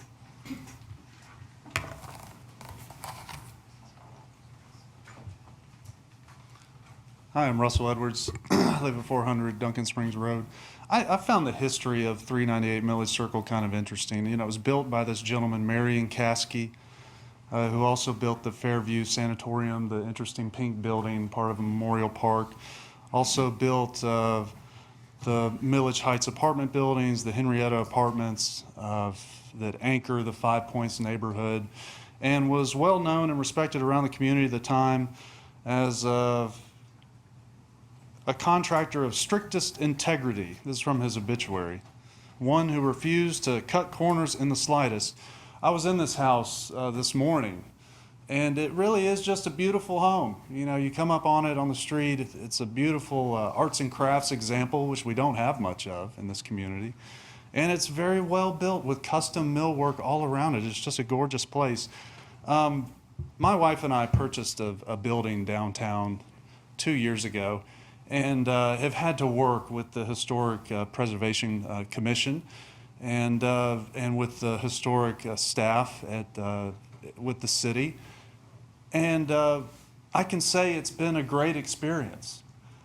There's been nothing negative about working with these professionals who have helped guide the redesign of the building that I own, some radical redesign, a new facade, to put a new door in, a rear patio. Always willing to answer questions, always willing to help me guide me through the process. So I'm not really sure of, we hear a lot of stories about how burdensome it can be, but these folks want to help. They want to help. They want to help you, and they've helped me so much. It's been a great experience. So I'd like to disabuse people of the notion that the Historic Preservation Commission is not helping people. It is. It's been a great experience. I'd like to salute the citizens that have knocked on the doors and collected these signatures, because it's not easy. It's not easy to knock on somebody's door, period, and have a smile on your face and have a serious conversation about the future of their property and the future of the community. And the fact that the residents in this district have collected 59% of the homeowners that live in this area is an overwhelming display. In just a few short weeks, they were able to do that. And it wasn't through, it was through a very respectful process of face-to-face conversation. So I think it's unfortunate that all of that work seems to have been for naught with this one house in question when the demolition hold was preemptively removed. It is unfortunate. So I would like to salute them publicly and say, good job, good work. And hopefully we can move forward and protect the rest of Millage Circle. Thank you, Russell.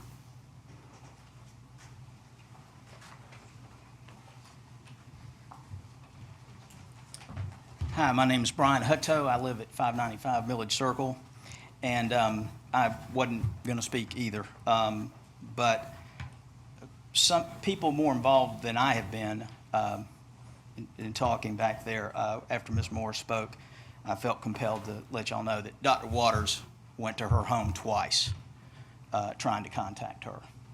I found out about all of this in time to go to the meeting last Tuesday. So it's not like there's anything disingenuous about what these people who are on the front lines trying to protect the neighborhood. And I'm not real excited that the way that was addressed. Every instance that I have seen, these folks have been very open, wanting to hear both sides, understanding they may walk away not agreeing, but they're being civil and honest. And I really respect that. Thank y'all for doing that. I think one of the things, and one of the things that worries you watching some of this stuff going on is people coming in and taking advantage of a situation. Situation being a desirable area and coming in and leveling a house and building it, and then they're on to the next whatever. That just doesn't, that's what I hope we aren't. And that the little property that's gotten us to the point where this is going on, people like me who really haven't participated much, paying attention, you know, it's a 1920 house. You tear these things down, they can't be replaced. And that should seem obvious, but that's concerning. And I think people should be able to do what they want with their homes and all that, but at the same time, purchasing something that has a uniqueness with the intention of wiping it off, I can't follow that. Doesn't mean they're wrong and I'm right. I just don't understand that. But as far as the legitimacy of this community coming together and having an open and honest conversation, if nothing else, I can say that's what's going on in the 1 week that I've been engaged in listening to people and talking with folks. It does bother me. We have a meeting Tuesday night and Thursday morning, this thing got lifted. It doesn't feel right. And I think it's an honest effort on the community's part, from what I've seen, to try and talk and sort it out. That's a huge investment they've made. Nobody wants them to get, I don't want them to get stiffed on that. But it seems like we should be able to have a dialogue without circumventing the process. Thank you. Mr. Hutto.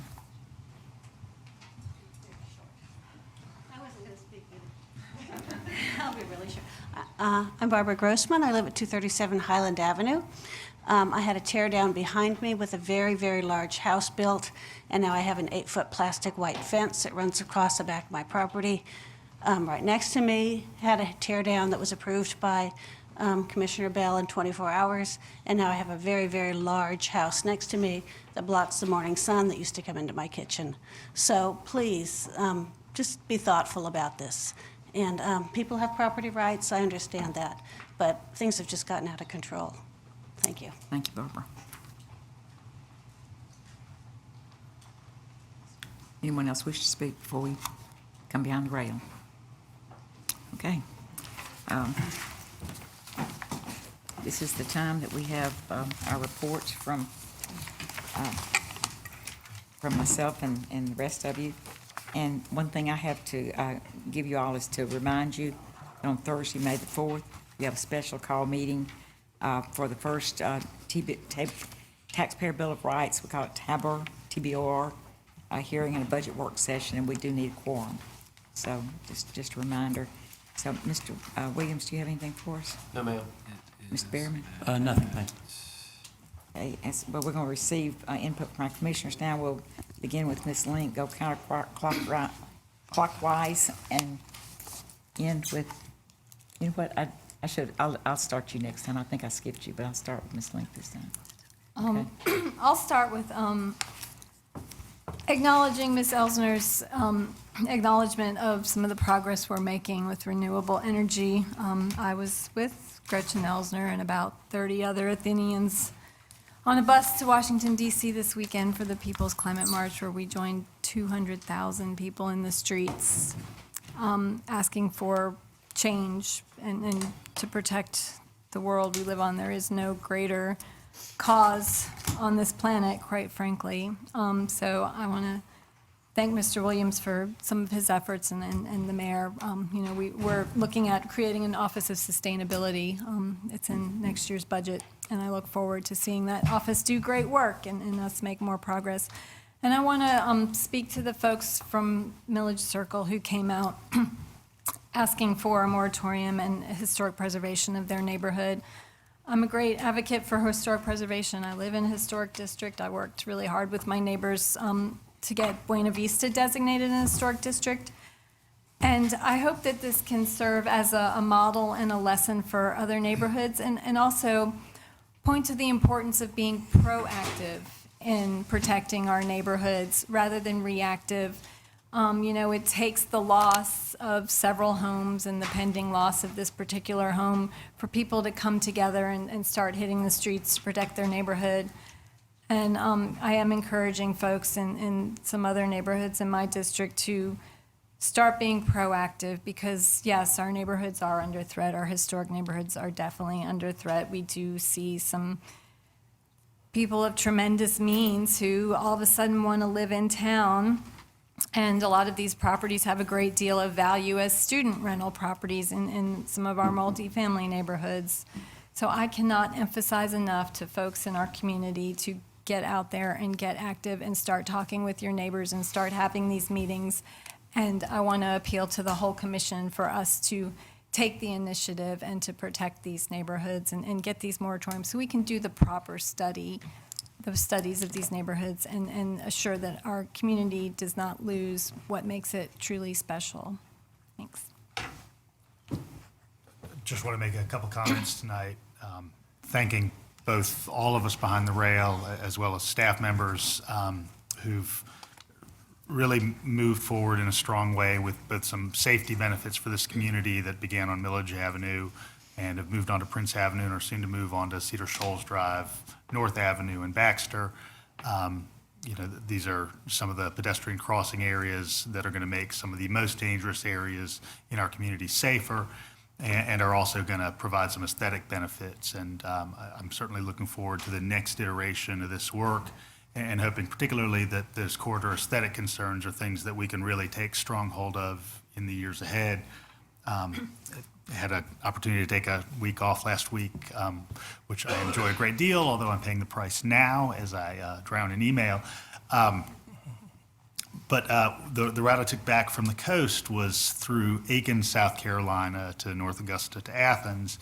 And I was fascinated at looking at the streetscape in Aiken, South Carolina, not a town who I think in the public mind is one of great grandeur, but in fact, on the very same Highway 78 that eventually comes to our doorstep, Aiken has done just a wonderful job creating what I think are some traffic calming and aesthetic benefits, really for miles on end. And so I'm going to share some photographs with everybody, and I'm looking forward to doing some comparable work here in Athens.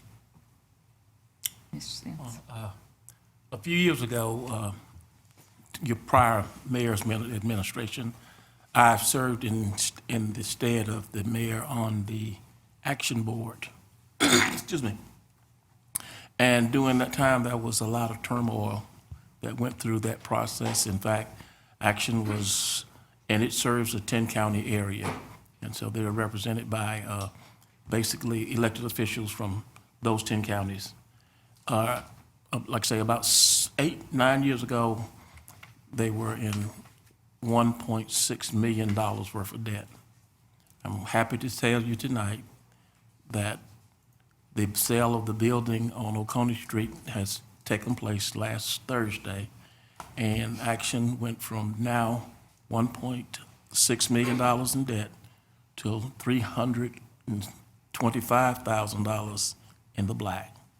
So it's been a very arduous journey, but we would not fold it. It has a great benefit to so many people in those 10 counties. In fact, we actually serve 14 counties, and we're getting business from, and they're asking for help from DeKalb County, Newton County, Jasper County, to work with them in the process. So it has been a great turnaround. It was very difficult, but we did it. And I just want you to know we're in the black now. Congratulations. Do you know what the use of the building's going to be? No, we don't. But we, like I say, but it is not going to be torn down. And that was, it's not going to be torn down, you know. And hopefully it's going to be, you know, it may get some historic designation as well. But it's in District 4. So I'll let her deal with that. Ms. Dickerson. Thank you, Mayor. Just a few things. This past Saturday, I got to be the one of the judges for the Marigold pageant in Winterville, and we were very fortunate. One of our own employees' daughters, Denise Plemons, her daughter Alora, was crowned Little Miss Marigold. She's just so sweet. She has a Facebook page that's I think it's called Storytime with Alora, and every night she reads a book, live streams it on to all the kids, and so that was her talent. She actually pretended that she was live streaming her Facebook book or whatever. It was really cute. She did really well, so I know her mom's very proud. April 20th was the Envision Athens Community Summit. We did look at draft goals and took some feedback on some critical questions. If for some reason citizens missed that, they can go online at least for the next week or two to envisionathens.com and have some feedback. So I encourage them to do that if they haven't, and that will be incorporated into the information that will go forward. And as usual, springtime in Athens brings a whole bunch of festivals, so just going to remind people of a couple things and some activities to do.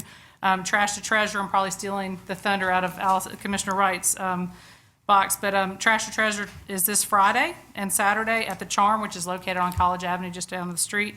I think Friday there's a fee of $3 to go in. It's from 4 to 7, and then Saturday from 8 till 12, and it's free on Saturday. And you'll find all sorts of really good stuff there. Human Rights Festival's coming up this weekend as well, 5th and 6th downtown. And then the Winterville Marigold Festival is Saturday, May 20th. It starts with a 10K run at 7:30 in the morning and the parade at 10, followed by their craft, they have auto show and craft fair and whatnot.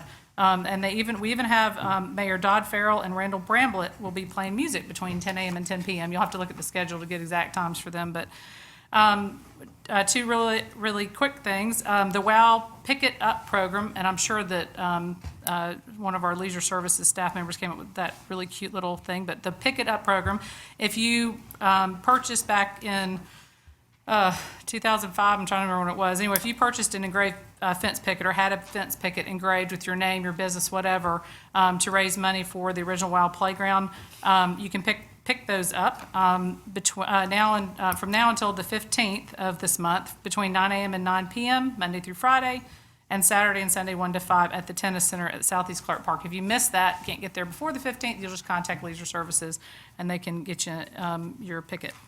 And then I would also like to join some of the other presenters in wishing Jim a wonderful retirement. And he's in my district, so hopefully I'll get to still see him. So thank you, that's all. Thank you, Madam Mayor. I have two things, one a little bit more serious than the other. So following up on Ms. Johnson's comments about a situation downtown, she and I have been in some communication about this. But as we start to think about issues affecting downtown and our community more broadly, I know that our anti-discrimination ordinance at the moment solely requires signs to be posted if a institution or if an establishment rather has a dress code, but I'm thinking that we may need to amend that slightly to require signs that proactively state that a establishment does not have a dress code. Then there can be absolutely no doubt as to whether or not a dress code can be enforced. So I would like us to consider that as we move forward. The second thing is with regards to Jim. I had seen him sitting over there and he nipped out, and I thought he'd clocked off a little bit early to go to the Thompson Estates for an adult beverage, and so I'm going to miss him. As somebody who myself has been accused of being snarky on occasion, I will miss Jim's snark. And I would certainly be happy to bring him some decent English beer that we can sit down and chew the fat every now and again as he moves into retirement. But in all seriousness, I will miss Jim. I haven't always agreed with his interpretations, but I've always thought he's been fair, and I think that's a nice thing. As somebody sitting on this side of the aisle, I can't agree that every journalist is going to agree with my interpretation of everything, but I've always thought Jim's been fair. So I wish you well, my friend. I don't think you're going to miss his snarkiness. He's still on Facebook. Yeah. Ms. Bell. There's a time to be silent. Mr. Hamby. Thank you, Madam Mayor. I too would like to say something nice about Jim, but I'm having a hard time thinking of what that would be. He did spell my name right, so I appreciate that. But no, in all seriousness, Jim has been a fine reporter, has kept us on our toes, and has done a lot of good for Athens over the years. And there's somebody else retiring too that I'd like to mention who's also done a lot of good work for Athens, and that's Judge David Sweat. David Sweat has, certainly been a very active judge in our community in developing different programs to help us solve some of the problems we've been trying to solve. And it's very much, it's very much appreciated. I worked with David on his first campaign, and I remember this question came up. It was somebody asked, let me get some water here, excuse me, I don't know why. Sitting next to Jerry, I'm always running out of breath over here. He makes you nervous. Yeah. No. It's, okay, back to the subject at hand, but Judge Sweat, it was during a debate, and the question was asked, what do you think is justice? And the opponent answered, well, justice is something you feel in your heart. You know it when you see it. But Judge Sweat answered the question, actually, it's not a feeling, it's a process. It's a process where people are treated fairly, listened to, and the rules apply to everybody equally. And I knew at that time I was like helping the right person, and it proved because he ended up winning. So anyway, congratulations, David. Congratulations to Kay, and I hope they have a good retirement. I do want to say something about Millage Circle, and I think it needs to be said. I represent part of Millage Circle, and I do want the folks to know that we are listening, and I'm hoping this Mayor and Commission can address some of those concerns very soon. Thank you. Well, I'll just start there and say I hope that I get the opportunity to support Millage Circle, and I encourage the commissioners that represent those folks to move forward with whatever needs to be done.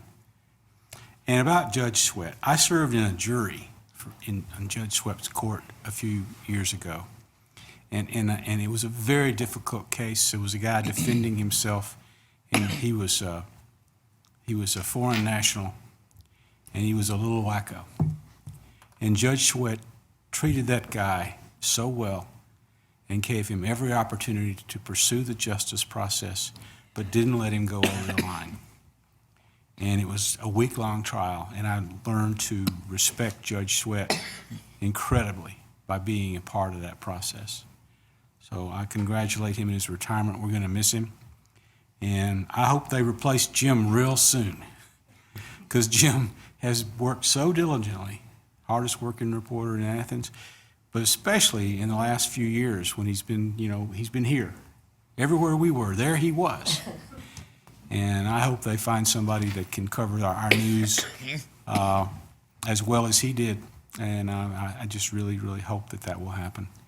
One more thing, I did attend the Association of County Commissioners of Georgia conference this weekend, and it was great. I learned so much and met some of the commissioners in other counties and love them all. But also, as usual, came back thinking, wow, what a great town this is. Thank you. I do that every time I go anywhere. Mr. Bailey. Thank you, Madam Mayor. I really don't have much to say except that, as always, I appreciate our staff. We have a world-class staff here in Athens, and I could spend a lot of time thanking individuals, but specifically tonight, I would like to thank Blaine Williams and Robert Hiss. They were kind enough to sit through a meeting with me, kind of called it last minute, and they were very receptive to ideas, and I appreciate them and all our staff and all they do. Thank you. Thank you.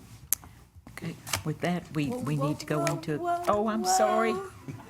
Not only did I not let you go first, I'm going to totally ignore you. I know I was the one of a 9-1 vote, but you don't have to.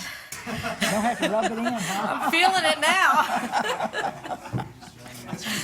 Miss Wright, the floor is yours. Yeah, well, I usually start right off with the A word, but I've got a few things to say. I do want to. Well, no, we're not going to A. We're going to. Oh, that's right. Well, the E.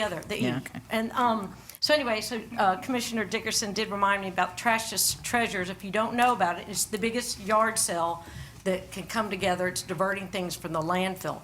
For those of you who have piles of things sitting in your garage or carport, waiting to take it or have a yard sale, take it.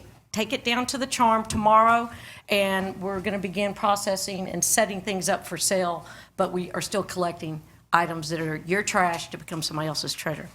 I'm happy to hear that the Action Building in my district has sold. I have been in contact with the person who, I'm assuming it's the same person, about what's coming forward with that. So I'm hoping that that'll come swiftly to us, and they are going to preserve the main building. And that's good news coming, but I'll let it come through the process. Speaking of process, I hope everybody will process what has been brought forward to us from the accelerated millage circle process of collecting names and moving forward for what they're asking for. Due to the silence that they have gotten from some of the people in the millage circle area, from their commissioner, Mike Hamby and I have been pulled in to help communicate their desires. And another street, Castilia Avenue, has been in the process set forward from us since last June to have that 14-house street become a historic district.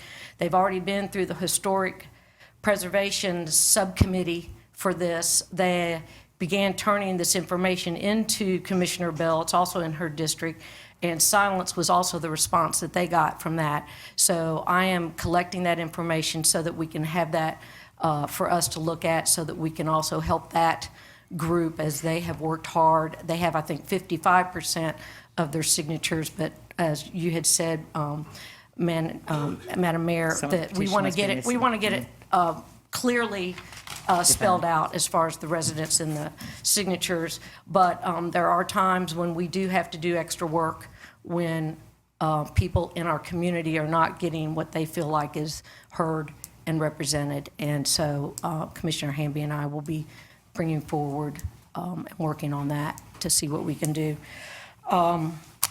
And so I think that covers it. We're going to adjourn and then have executive session. Okay. All in favor of adjourning? Thank you. Thank you, Mayor Pro Tem. I need to go to the restroom.